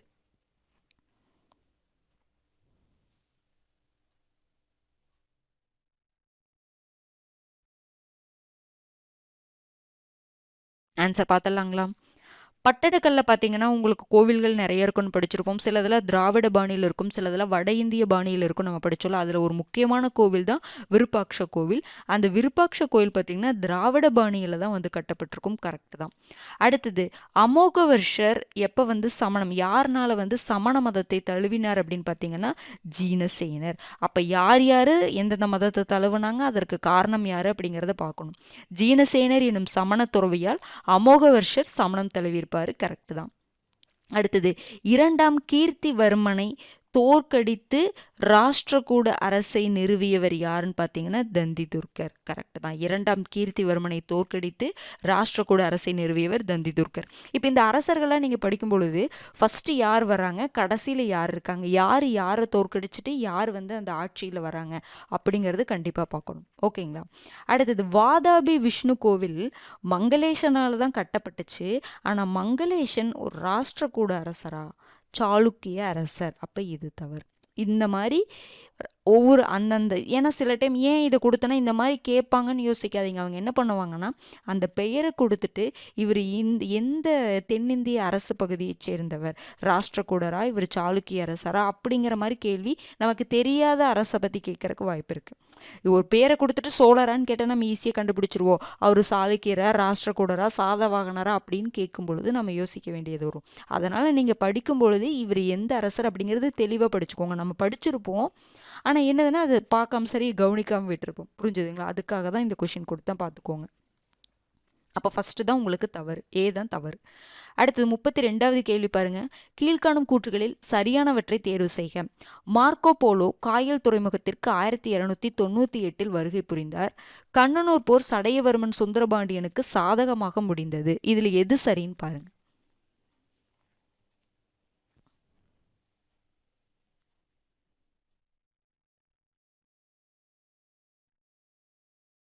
ஆன்சர் என்னங்க வரும்? மார்க்கோ போலோ காயல் துறைமுகத்திற்கு வந்திருப்பார். எப்பப்போ வந்திருப்பார்? 1288 1293 வந்திருப்பார். அப்போ இது வருடம் உங்களுக்கு தவறு. ஓகேங்களா? அப்போ இது தவறு. அடுத்தது கண்ணனூர் போர் ரொம்ப முக்கியமான போருங்க. சடையவர்மன் சுந்தரபாண்டியனுக்கு சாதகமாக முடிந்ததா? கண்ணனூர் போர் யார் யாருக்கும் இடையில நடந்திருக்கும்? சடையவர்மன் சுந்தரபாண்டியனுக்கும் ஜடாவர்மன் அப்படின்னு நம்ம சொல்லுவோம். சடையவர்மன் சுந்தரபாண்டியனுக்கும் வீர சோமேஸ்வரனுக்கும் இடையில நடந்திருக்கும். அவங்க 2 பேர்த்துக்கு இடையிலான போரில் யார் வெற்றி பெற்றிருப்பாரு? சடையவர்மன் சுந்தரபாண்டியன் தான் வெற்றி பெற்றிருப்பாரு. அப்போ அவருக்கு சாதகமாக தான் முடிஞ்சிருக்கும். அப்போ இது உங்களுக்கு கரெக்டு தான். அப்போ உங்களுக்கு என்னதுங்க? 2 மட்டும் சரி, ஆப்ஷன் சி. அடுத்து 33வது கேள்வி பாருங்க. இந்திய அரசு தொல்லியல் துறையினர் ஆதிச்சநல்லூரில் எப்போது தொல்லியல் அகழாய்வு செய்தனர்? 1876, 1968, 2004, 1899.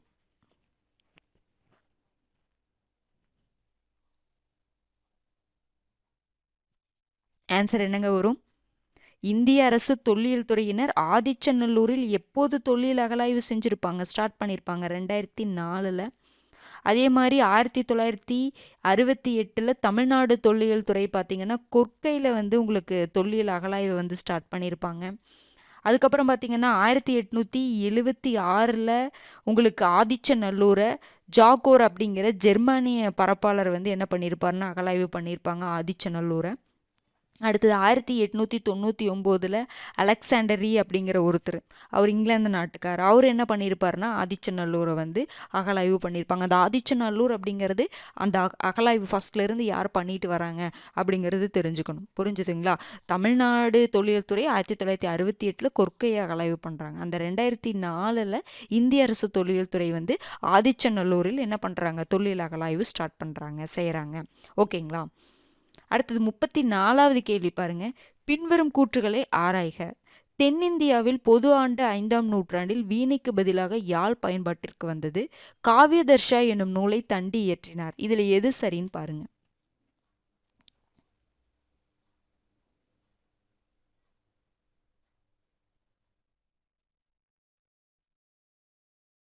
ஆன்சர் பார்த்தலாங்களா?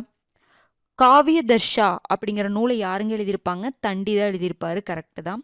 அடுத்தது தென்னிந்தியாவில் பொது ஆண்டு 5ஆம் நூற்றாண்டில் யாழுக்கு பதிலாக வீணை பயன்பாட்டுக்கு வந்திருக்கும். புரிஞ்சுதுங்களா? ரொம்ப முக்கியமானதுங்க. நம்ம சரி சில விஷயங்கள் கவனிக்காமல் போயிருப்போம், ரொம்ப முக்கியமானது. அந்த இசை இந்த இது மாறுது பார்த்தீங்களா? அப்போ அதெல்லாம் நம்ம தெரிஞ்சு வச்சுக்கணும். புரிஞ்சுதுங்களா? பொது ஆண்டு 5ஆம் நூற்றாண்டில் யாழுக்கு பதிலாக வீணை வந்து பயன்பாட்டிற்கு வந்திருக்குன்னு சொல்லியிருப்பாங்க. வீணைக்கு பதிலாக யாழ் கிடையாது. யாழுக்கு, ஏன்னா முன்னாடிலாம் யாழ் தானே இருந்துச்சு, அதுதான் வீணைய மாதிரி வந்து. அப்போ யாழுக்கு பதிலாக வீணை வந்திருக்கும். அப்போ இதுதான் தவறு. அப்போ உங்களுக்கு என்னதுங்க? 2 மட்டும்தான் சரி, ஆப்ஷன் பி. அடுத்து 35வது கேள்வி பாருங்க. கீழ்காணும் கூற்றுகளில் சரியானவற்றை தேர்வு செய்க. சேரரை வென்றதால் அரிகேசரி வானவன் என்ற பட்டம் பெற்றார். பாண்டியர் காலத்தில் திருமந்திர ஓலை என்பது ஆலயங்களுக்கு வழங்கப்பட்ட நிலக்கொடைக்கான ஆவணமாகும். இதுல எது சரின்னு பாருங்க.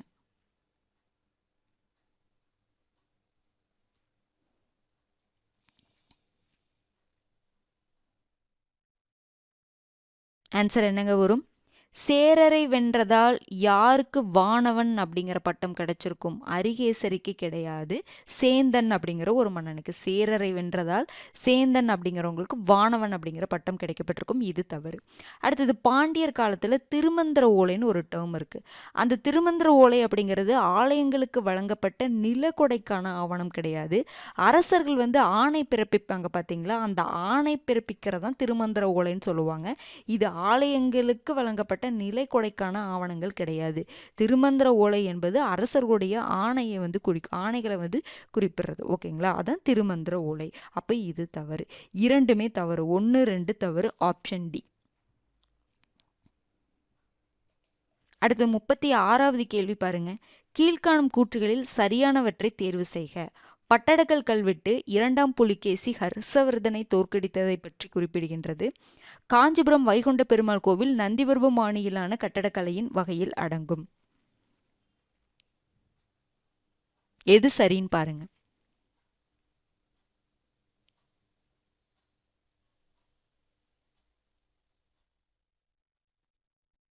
ஆன்சர் என்னங்க வரும்?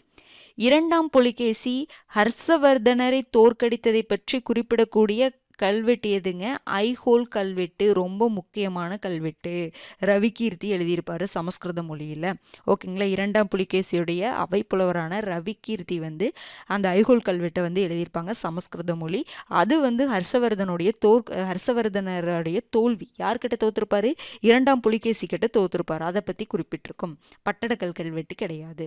அடுத்தது காஞ்சிபுர வைகுண்ட பெருமாள் கோவில் நந்திவர்ம பாணியிலான கட்டடக்கலையின் வகையில் தான் அடங்கும். 3 பாணி சொல்லுவாங்க.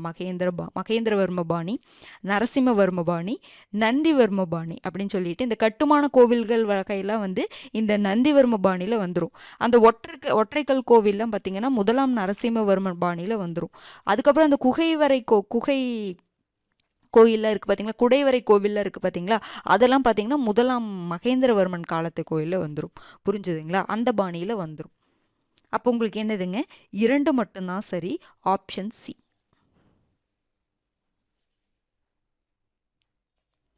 அடுத்தது 37வது கேள்வி பாருங்க. பின்வரும் கூற்றுகளில் தவறானவற்றை தேர்வு செய்க. மாலிக் கபூரின் மதுரை படையெடுப்பிற்கு சுந்தரபாண்டியனின் டெல்லி அடைக்கலம் காரணமாகும்.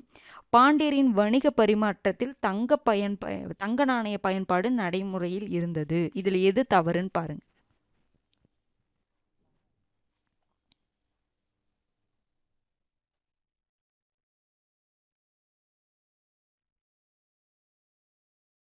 ஆன்சர் பார்த்தலாங்களா? மாலிக் கபூருடைய மதுரை படையெடுப்பு இருக்கு பார்த்தீங்களா, அதுக்கு காரணம் என்ன? நம்ம படிச்சோம்ல, அலாவுதீன் கில்ஜி தான் வந்து மாலிக் கபூரை மதுரை நோக்கி படையெடுக்க அனுப்பிச்சுட்ருப்பாரு அப்படின்னு சொல்லி டெல்லி சுல்தானை படிச்சோம்ல. அதுக்கு காரணம் என்னன்னு பாருங்க, இங்க இருக்கிறவங்க தான். உங்களுக்கு சுந்தரபாண்டியனுடைய டெல்லி அடைக்கலம் தான் காரணமா இருக்கும். சுந்தரபாண்டியன் யாருன்னு பார்த்தீங்கன்னா, ஒரு பாண்டிய மன்னனான பாண்டிய மன்னன் யாருக்கு அப்படின்னு பார்த்தீங்கன்னா, ஒரே நிமிஷம் இருங்க.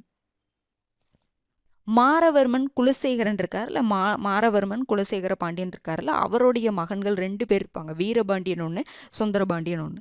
இந்த மாரவர்மன் குலசேகரன் என்ன பண்ணியிருப்பாருன்னு அப்படின்னா, அடுத்ததாக வந்து அரசராக ஆகிறதுக்கு வீரபாண்டியனுக்கு தான் தகுதி இருக்குன்னு சொல்லி அவங்களுக்கு அந்த அரசாட்சியை கொடுத்ததுனால கோவப்பட்டு சுந்தரபாண்டியன் என்ன பண்ணியிருப்பாருன்னா, அலாவுதீன் கில்ஜிட்ட போய் அடைக்கலம் கேட்டிருப்பார், அடைக்கலம் கோரியிருப்பார்.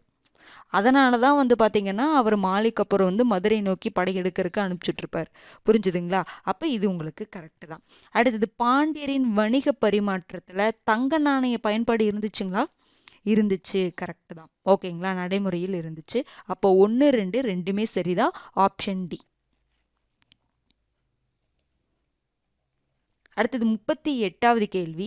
கீழ்காணும் கூற்றுகளில் தவறானவற்றை தேர்வு செய்க. பௌத்த மதத்துடன் ஒப்பிடுகையில் சமண மதத்திற்கான சான்றுகள் தமிழகத்தில் மிக குறைவாகவே கிடைத்திருக்கின்றன.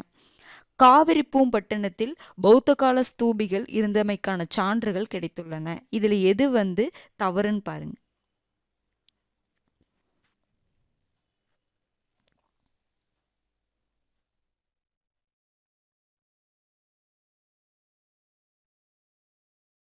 ஆன்சர் பார்த்தலாங்களா? நம்ம தமிழகத்துலங்க பௌத்த மதத்திற்கான சான்றுகள் அதிகமா இருக்கா, சமண மதத்திற்கான சான்றுகள் அதிகமா இருக்கான்னு பார்த்தா, சமண மதத்திற்கான சான்றுகள் தான் அதிகமா இருக்கு. இப்போ ஆப்போசிட்டா கொடுத்துருக்கேன் பாருங்க. பௌத்த மதத்துடன் ஒப்பிடுகையில் சமண மதத்திற்கான சான்றுகள் தமிழகத்தில் மிக குறைவாகவே கிடைத்திருக்குன்னு சொல்றோம். தவறு.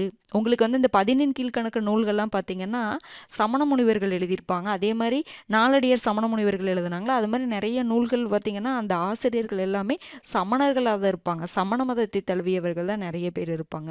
அப்போ இங்கே சமண மதத்திற்கான சான்றுகள் தான் தமிழகத்தில் அதிகமாக இருக்குது. பௌத்த மத சான்றுகள் இருக்குது, ஆனால் சமண மதத்து இருக்கக்கூடிய சான்றுகள் அளவுக்கு பௌத்த மத சான்றுகள் பெருசாக இல்லை தமிழகத்தில். ஓகேங்களா? அப்போ இது தவறு தான். அடுத்தது, காவிரி பூம்பட்டினத்தில் பௌத்த கால ஸ்தூபிகள் இருந்தமைக்கான சான்றுகள் கிடைச்சிருக்கா? கிடைச்சிருக்கு. ஓகேங்களா? அப்போ உங்களுக்கு என்னதுங்க? 1 மட்டும்தான் தவறு. Option A. அடுத்து 39வது கேள்வி, ஈஸியான கேள்வி. தேவாரத்தில் முதல் 3 நூல்கள் யாரால் பாடப்பட்டது? சம்பந்தர், அப்பர், சுந்தரர், மாணிக்கவாசகர்.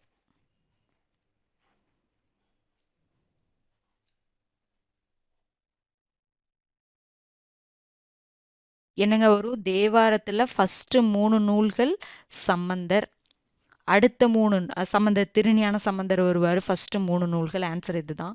அடுத்தது 4, 5, 6 யாருங்க? அப்பர்.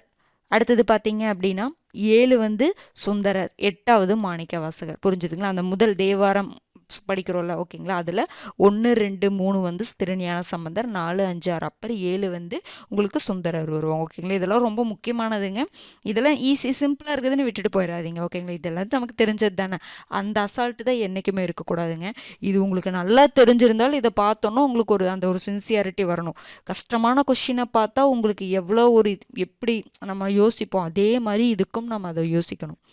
புரிஞ்சுதுங்களா? ஏன்னா இதுதான், இந்த மாதிரி கொஷினில் இருந்தால் நம்மளை வந்து என்ன பண்ணிடும் அப்படின்னா, நம்மளை கொஷின் வந்து ஆன்சர் தப்பாக போட வைக்கும். ஓகேங்களா? ஏன்னா கான்சன்ட்ரேஷன் கொடுக்க மாட்டோம் அதுக்கு அந்த அளவுக்கு. அப்போ ஏதோ ஏன்னா ஆப்ஷனில் ஏதோ டிஸ் பண்ணி வச்சுருப்பாங்களோ, நம்ம தப்பாக போட்டு வந்துடும். அடுத்தது 40வது கேள்வி பாருங்க. பாண்டியர் காலத்தில் கல்வி கற்பிக்கும் பிராமண குழுவிற்கு வழங்கப்பட்ட நிலங்கள். சாலபோகம், பட்டவிருத்தி, பள்ளிச்சந்தம், தட்டார்காணி. இந்த 4மே ரொம்ப முக்கியமானது. பாண்டியர் காலத்தில் கல்வி கற்பிக்கக்கூடிய பிராமண குழுவிற்கு நிலங்கள் கொடுத்துருக்காங்க. அந்த நிலம் என்னன்னு நம்ம சொல்லுவோம்.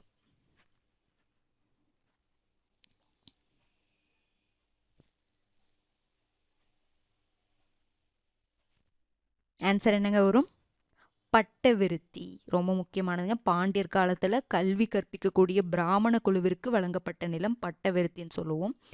பாண்டியர் காலத்துல பிராமணர்களுக்கு கொடுக்குறாங்க பாத்தீங்களா, பிராமணர்களுக்கு கொடுக்கக்கூடிய நிலம் சாலபோகம். இது வந்து இந்த கல்வி கற்பிக்கக்கூடிய அந்த பிராமண குழுவிற்கு கொடுக்கக்கூடிய நிலம் பட்டவிருத்தி. பள்ளி சந்தம் படிச்சிருப்பீங்க, எங்க படிச்சிருப்பீங்க, சோழர் காலத்துல படிச்சிருப்பீங்க. சோழர் காலத்துல சமண நிறுவனங்களுக்கு, சமண சமய நிறுவனங்களுக்கு கொடுக்கப்பட்ட நிலங்களை தான் நம்ம பள்ளிச்சந்தம் சொல்லுவோம். புரிஞ்சுதுங்களா? அடுத்தது தட்டார்காணி, அதெல்லாம் பார்த்தீங்கன்னா இந்த உலோக வேலை செய்கிறவங்களுக்கு நிலம் கொடுப்பாங்க, கொடையை கொடுப்பாங்க பாண்டியர் காலத்தில். அது தட்டார்காணின்னு சொல்லுவோம். புரிஞ்சுதுங்களா? இந்த நில கொடைகள்லாம் கொடுத்துருக்காங்க பார்த்தீங்களா நம்ம புக்கில், அதெல்லாம் நீங்கள் நல்லா படிச்சு வச்சுக்கணும். அதுக்கு பேர்லாம் கொடுத்துருக்காங்கல்ல, சாலபோகம், பட்டு விருத்தி, பள்ளிச்சந்தம், தட்டார்காணி, அந்த மாதிரி இதெல்லாம் சொல்கிறதெல்லாம் நீங்கள் கண்டிப்பாக படித்து வச்சுக்கணும். புரிஞ்சுதுங்களா? அடுத்தது 41வது கேள்வி பாருங்க. பின்வரும் கூற்றுகளில் சரியானவற்றை தேர்வு செய்க. முதலாம் நரசிம்மவர்மனின் வாதாபி படையெடுப்பில் பல்லவர் படைக்கு தலைமை தாங்கியவர் பரஞ்சோதி. முதலாம் நரசிம்மவர்மனால் கைப்பற்றப்பட்ட வாதாபி இரண்டாம் புலிகேசியால் மீண்டும் மீட்கப்பட்டது. இதுல எது சரின்னு பாருங்க.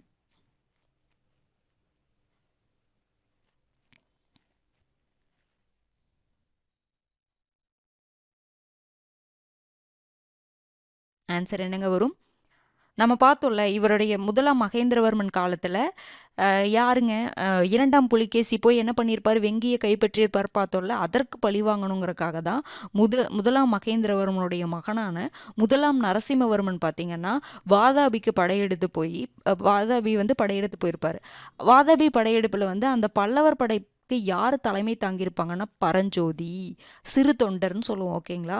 இவரு தான் பார்த்தீங்கன்னா சிறு தொண்டர்னு சொல்லுவோம். இவரு தான் வந்து இதற்கு பிறகு, இந்த போருக்கு பிறகு என்ன பண்ணியிருப்பாருன்னா கடவுள் இதில் போயிருப்பார். ஓகேங்களா? சமயம் சார்ந்த விஷயங்களை வந்து ஈடுபட்டிருப்பாரு பரஞ்சோதி.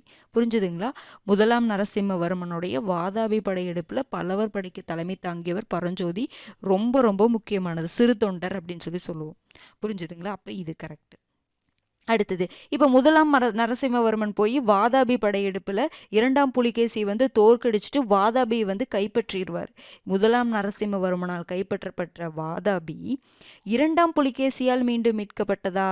இங்க போய் வாதாபியை கைப்பற்றியிருப்பார், மீண்டும் இரண்டாம் புலிகேசி தான் திரும்ப இவங்க கிட்ட இருந்து வாதாபியை வந்து மீட்டிருப்பாரான்னு கேட்டால் கிடையாது. ஏன்னா அந்த போரில் முடிவிலேயே வந்து இரண்டாம் புலிகேசி இறந்திருப்பாரு. இந்த இரண்டாம் புலிகேசிக்கு பின்னாடி வந்த ஆட்சியாளர்கள் தான் வந்து என்ன பண்ணியிருப்பாங்க, காஞ்சிபுரத்தை, வாதாபியை எல்லாத்தையும் மறுபடியும் கைப்பற்றியிருப்பாங்க. இரண்டாம் நரசிம்மவர்மனால் இரண்டாம் புலிகேசியிடம் வாதாபி கைப்பற்றப்பட்டிருக்கும். மீண்டும் என்ன பண்ணியிருப்பாங்க அப்படின்னா வாதாபியை இரண்டாம் புலிகேசிக்கு பின்னாடி வந்த ஆட்சியாளர்கள் மீண்டும் வாதாபியை வந்து கைப்பற்றியிருப்பாங்க. கடைசி வரைக்கும் அந்த இதை சண்டை போட்டுக்கிட்டே இருப்பாங்க. புரிஞ்சுதுங்களா? அப்போ இது தவறு. இரண்டாம் புலிகேசியால் மீண்டும் மீட்கப்பட்டிருக்காது, இவர் வழி வந்த ஆட்சியாளர்களால் தான் மீண்டும் மீட்கப்பட்டிருக்கும். புரிஞ்சுதுங்களா? அப்போ உங்களுக்கு என்னதுங்க, ஒன்று மட்டும்தான் சரி, ஆப்ஷன் ஏ. அடுத்தது 42வது கேள்வி பாருங்க. பின்வரும் கூற்றுகளில் சரியானவற்றை காண்க. பிற்கால பாண்டிய அரசர்கள் சமஸ்கிருதத்தை ஆதரித்தனர். பாண்டியர் காலத்தில் பூமி புத்திரர் நாட்டு மக்கள் என அழைக்கப்பட்டனர். இதுல எது சரின்னு பாருங்க.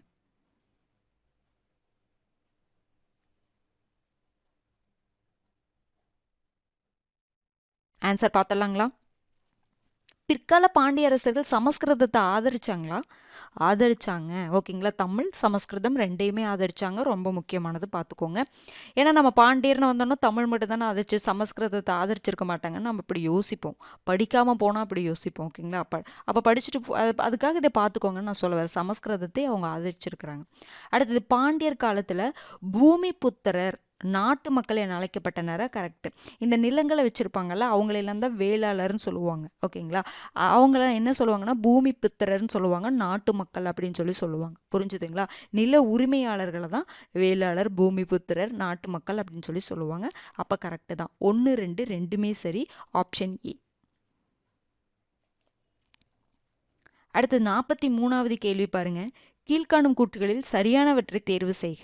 சேந்தன் கூற்றன் என்ற இரு அரசர்களின் பெயரை குறிப்பிடும் கல்வெட்டு கிடைத்த பூலாங்குறிச்சி பகுதி காஞ்சிபுரம் மாவட்டத்தில் உள்ளது. பொது ஆண்டு 300 முதல் 600 வரை தமிழக வரலாற்றில் களப்பிரர் காலம் என அறியப்படுகிறது. இதுல எது வந்து சரின்னு பாருங்க.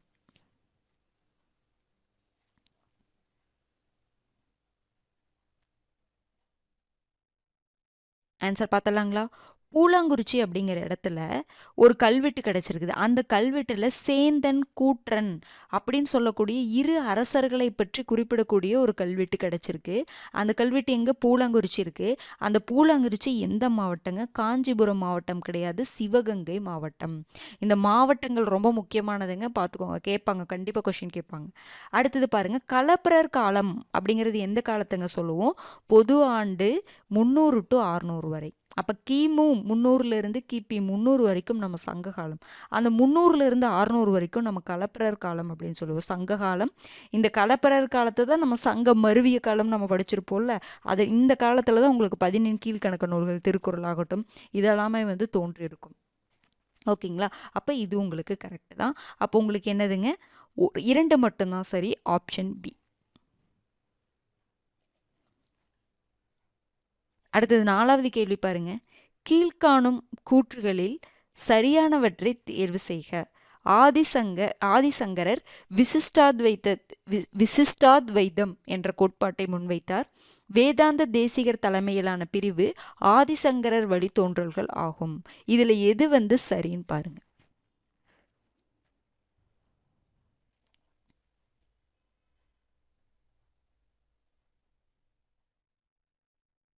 ஆன்சர் என்னங்க வரும்? ஆதிசங்கரர் விசிஷ்டாத்வைதம் என்ற கோட்பாட்டை முன்வைத்தாரா? ஆதிசங்கரர் பார்த்தீங்கன்னா அத்வைதம் அப்படிங்கிற கோட்பாடு தான். இதுக்கு ஆப்போசிட்டாக தான் ஆதிசங்கரோடைய அந்த அத்வைதம் கோட்பாட்டுக்கு ஆப்போசிட்டாக முன்வைக்கப்பட்டது தான் விசிஷ்டாத்வைதம். யார் வச்சிருப்பாங்க? ராமானுஜர், ஸ்ரீ ராமானுஜர். புரிஞ்சுதுங்களா? அப்போ இது தவறு. அத்வைதம் தான் இவர் கோட்பாடு, இதுக்கு ஆப்போசிட்டாக தான். ஏன்னா இவங்களுடைய கருத்தில், ஆதிசங்கரோடைய கருத்தில் ஸ்ரீ ராமானுஜருக்கு உடன்பாடு இருக்காது. புரிஞ்சுதுங்களா? அப்போ இது தவறு. அடுத்தது, வேதாந்த தேசிகர் தலைமையிலான பிரிவு ஆதிசங்கரர் வழித்தோன்றல்களாக கிடையாது. ஸ்ரீ ராமானுஜர் இருந்ததுக்கப்புறம் அவருடைய அந்த கோட்பாடு சம்பந்தமாகவே 2 பிரிவாக பிரிஞ்சிருப்பாங்க. அதில் ஒன்று தான் வேதாந்த தேசிகர். அப்போ ஸ்ரீ ராமானுஜர் வழித்தோன்றல்னு வந்திருக்கணும். அப்போ இது தவறு. அப்போ உங்களுக்கு என்னதுங்க? 1, 2 இரண்டுமே தவறு, ஆப்ஷன் டி. அடுத்து 45வது கேள்வி பாருங்க. பின்வரும் கூற்றுகளில் தவறானவற்றை தேர்வு செய்க. பாண்டியர் கல்லறை கோவில்களும் கட்டியுள்ளனர். பாண்டியர் கால நிர்வாகத்தில் குடிமை மற்றும் இராணுவ அதிகாரங்கள் ஒரே நபரிடம் கொடுக்கப்பட்டது. இதுல எது தவறுன்னு பாருங்க.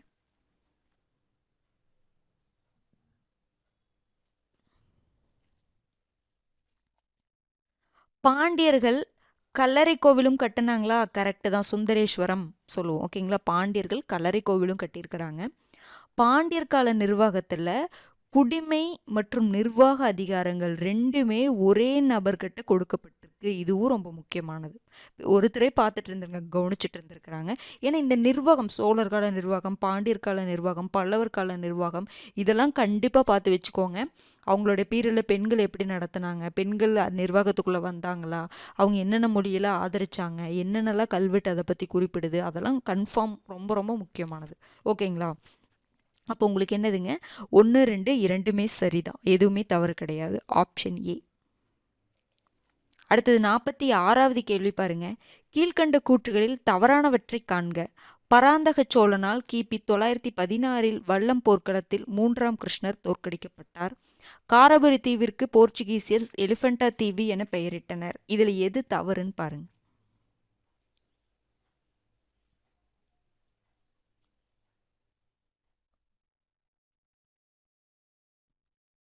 ஆன்சர் என்னங்க வரும்?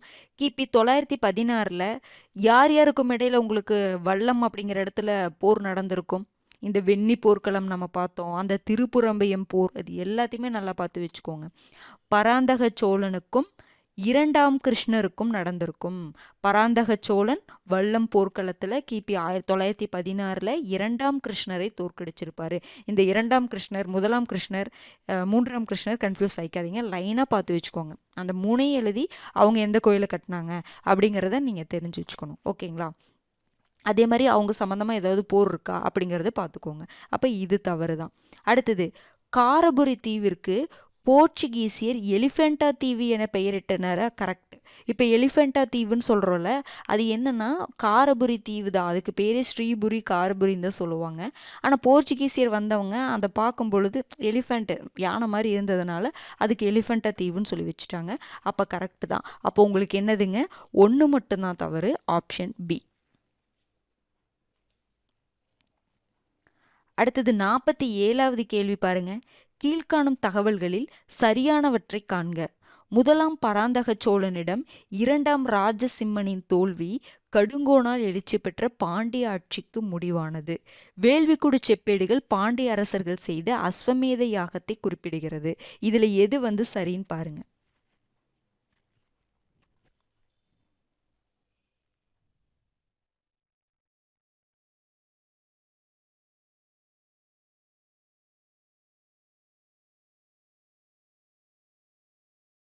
ஆன்சர் பார்த்தலாங்களா? முதலாம் பராந்தக சோழன் கிட்ட யாரு தோப்பாங்கன்னா இரண்டாம் ராஜசிம்மன் தோத்துருவாரு. இந்த தோல்வி கடுங்கோனால் எழுச்சி பெற்ற இந்த பாண்டிய ஆட்சிக்கு முடிவானது. அப்ப இந்த கடுங்கோனால் எழுச்சி பெற்ற பாண்டிய ஆட்சிக்கு முடிவு எதுன்னு பாத்தீங்கன்னா கடைசியா இரண்டாம் ராஜசிம்மன் முதலாம் பராந்தக சோழன் கிட்ட தோத்துருவார். அதுதான் கரெக்ட் தான். அடுத்தது வேள்விக்குடி செப்பேடுகள் பாண்டிய அரசர்கள் செய்த அஸ்வமேத யாகத்தை குறிப்பிடுகிறதா? கரெக்ட். புரிஞ்சுதுங்களா? அப்போ 1, 2 இரண்டுமே தவறு. நம்ம அதிகமாக நிறைய செப்பேடுகள் பார்த்தோம், கல்வெட்டு பார்த்தோம். அதெல்லாம் என்னென்ன குறிப்பிடுதுன்னு சொல்லிட்டு மறுபடியும் ஒரு டைம் போய் படிங்க. ஓகேங்களா? இப்போ இது சம்மந்தம் இந்த பாயிண்ட்ஸ்லாம் பார்க்குறோம்ல, இது ரிலேட்டடாக உங்கள் புக்கில் சின்ன எக்ஸ்ட்ரா பாயிண்ட்ஸ் இருக்கும், அதை ஒரு டைம் ரீட் பண்ணிக்கோங்க. ஓகேங்களா? இன்றைக்கே பார்க்கணும்ல, நீங்கள் இப்போ நிறைய இருக்குல்ல, அந்த 11th உங்களுக்கு நிறைய இருக்கிற மாதிரி இருக்கும். அது கொஞ்சம் கொஞ்சமாக படிச்சுக்கோங்க. மொத்தமாக படிக்க வேண்டியதில்லை, கொஞ்சம் கொஞ்சமாக ஒவ்வொரு டாப்பிக்கே பிரித்து பிரித்து படிச்சுக்கோங்க, முடிஞ்சிடும். இப்போ நீங்கள் இவ்வளோ படிச்சிட்டிங்க, ஹிஸ்ட்ரி வரைக்கும் முடிச்சிட்டிங்க, நீ எக்கனாமிக்ஸ் மட்டும்தான் இருக்கா? அப்போ எக்கனாமிக்ஸ் இருக்குது, ஜாகிரஃபி இருக்குது. இப்போ ஓரளவுக்கு உங்களுக்கு தெரிஞ்சிருக்கும் எது இதெல்லாம் நீங்கள் டஃப்பாக ஃபீல் பண்ணீங்களோ, இனி அதெல்லாம் ரிவைஸ் பண்ண ஸ்டார்ட் பண்ணிடுங்க. பாலிட்டியில் சிலதெல்லாம் விட்டுருப்பீங்க, அது மாதிரி விட்டுருப்பீங்கல்ல, அந்த விட்டதெல்லாம் இனி ரிவைஸ் பண்ண ஆரம்பிச்சிருங்க. டெய்லி ஒரு மணி நேரம் உட்காந்து நீங்கள் விட்டுருப்பீங்க, சிலதெல்லாம் கஷ்டமாக இருக்குன்னு விட்டுருப்பீங்க, அதை கொஞ்சம் கொஞ்சமாக திருப்பி திருப்பி பார்த்துட்டே வந்தீங்கன்னா ஈஸியாக மைண்டில் ஸ்டோர் ஆயிரும். படித்ததையே திருப்பி இந்த படிக்காமல் அதை லைட்டாக படிச்சிருப்போம், மேலோட்டமாக படித்து நமக்கு மறக்கிற மாதிரி இருக்குல்ல, அதையெல்லாம் இனி படிக்க அப்படியே ஸ்டார்ட் பண்ணிட்டீங்கன்னா உங்களுக்கு ஓரளவுக்கு கம்ப்ளீட் பண்ணிடலாம். அடுத்தது பாருங்க, 48வது கேள்வி. கடற்கொள்ளையர்களை அடக்கியதன் மூலம் முக்கிய துறைமுகமான முசிறியின் பாதுகாப்பை உறுதி செய்த சேர அரசர் யார்? சேரல் இரும்புரை, நெடுஞ்சேரலாதன், இளஞ்சேட்சென்னி, செங்குட்டவன். ரொம்ப முக்கியமான ஒரு கொஸ்டின். கடற்கொள்ளையர்களை யார் அடக்கிய ஒரு சேர அரசர், அதன் மூலமாக முசிறியுடைய பாதுகாப்பை உறுதி செய்தவர் யாருன்னு பார்த்தீங்கன்னா சேரன் செங்குட்டுவன். இளஞ்சென்னியில் சோழ அரசர், சென்னினே வருது அப்படின்னாவே சோழ அரசனை தானே குறிப்பிடும். இதில் பாருங்க, இந்த சேரல் இரும்புரை, நெடுஞ்சேரலாதன், செங்குட்டுவன், இந்த 3 பேர்த்த பற்றி தான் உங்களுக்கு எந்த கல்வெட்டு குறிப்பிட்டிருக்கும்? புகழூர் கல்வெட்டு நம்ம பார்த்தோமா, ஃபர்ஸ்ட் எடுத்தோன்னு பார்த்தோம். அந்த புகழூர் கல்வெட்டு தான் 3 சேர அரசர்களை பற்றி குறிப்பிட்டிருக்கும். சேரல் இரும்புரை, நெடுஞ்சேரலாதன், செங்குட்டுவன். இந்த செங்குட்டுவன் தான் பார்த்தீங்கன்னா கடற்கொள்ளையர்களை அடக்கியிருப்பார். அடுத்தது 49வது கேள்வி பாருங்க. பல்லவ நிர்வாகத்தில் கொடுக்காப்பிள்ளை என்பவர் யார்? அரசரின் அந்தரங்க செயலாளர், நீதிபதிகள், நன்கொடைகளுக்கான அதிகாரிகள், கருவூலத்தை காப்பவர்.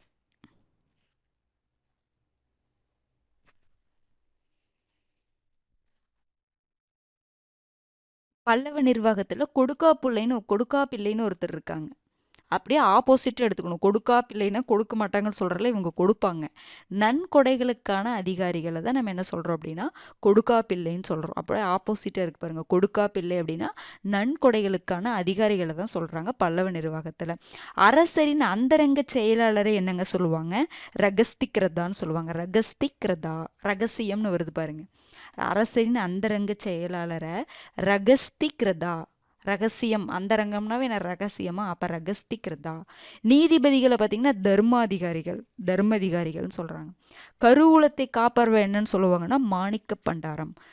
கருவூலத்தை காப்பவர் மாணிக்க பண்டாரம் சொல்லுவோம். ஓகேங்களா? அடுத்தது பாருங்க, 50வது கேள்வி.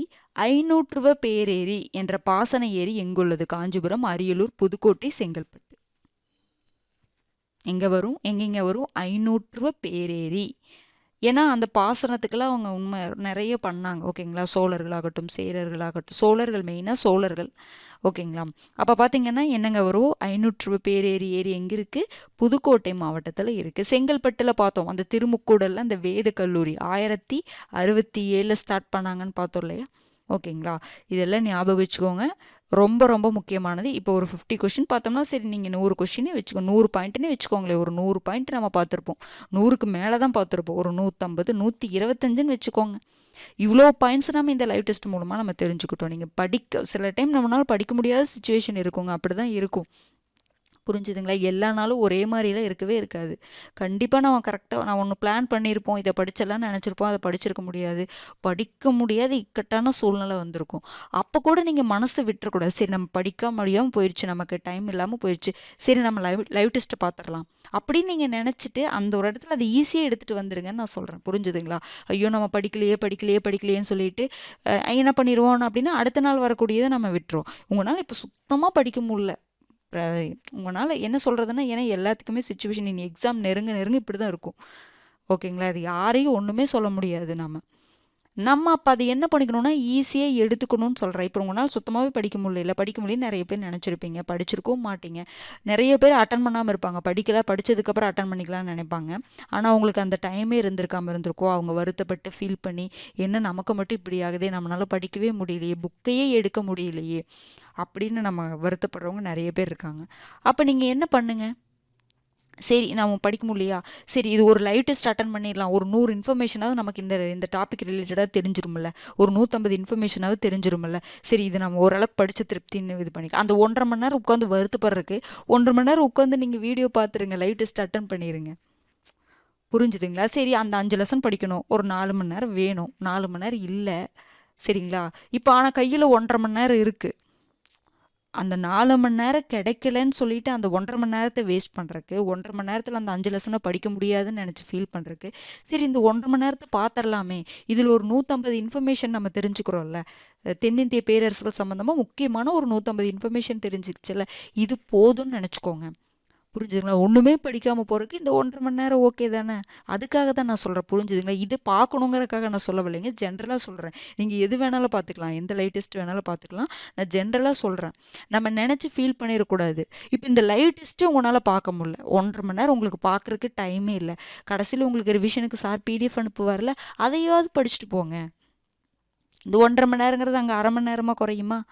ஆனால் படிக்கும்பொழுது கொஞ்சம் எக்ஸ்ட்ரா இருக்கும். நான் சொல்கிறேன், இது உங்களால் லைவ் டெஸ்ட் பார்க்க முடியல, இதுக்கு எனக்கு 1.5 மணி நேரம் டைம் இல்லைன்னு சொல்லும் பொழுது அப்போ என்ன பண்ணிக்கலாம்?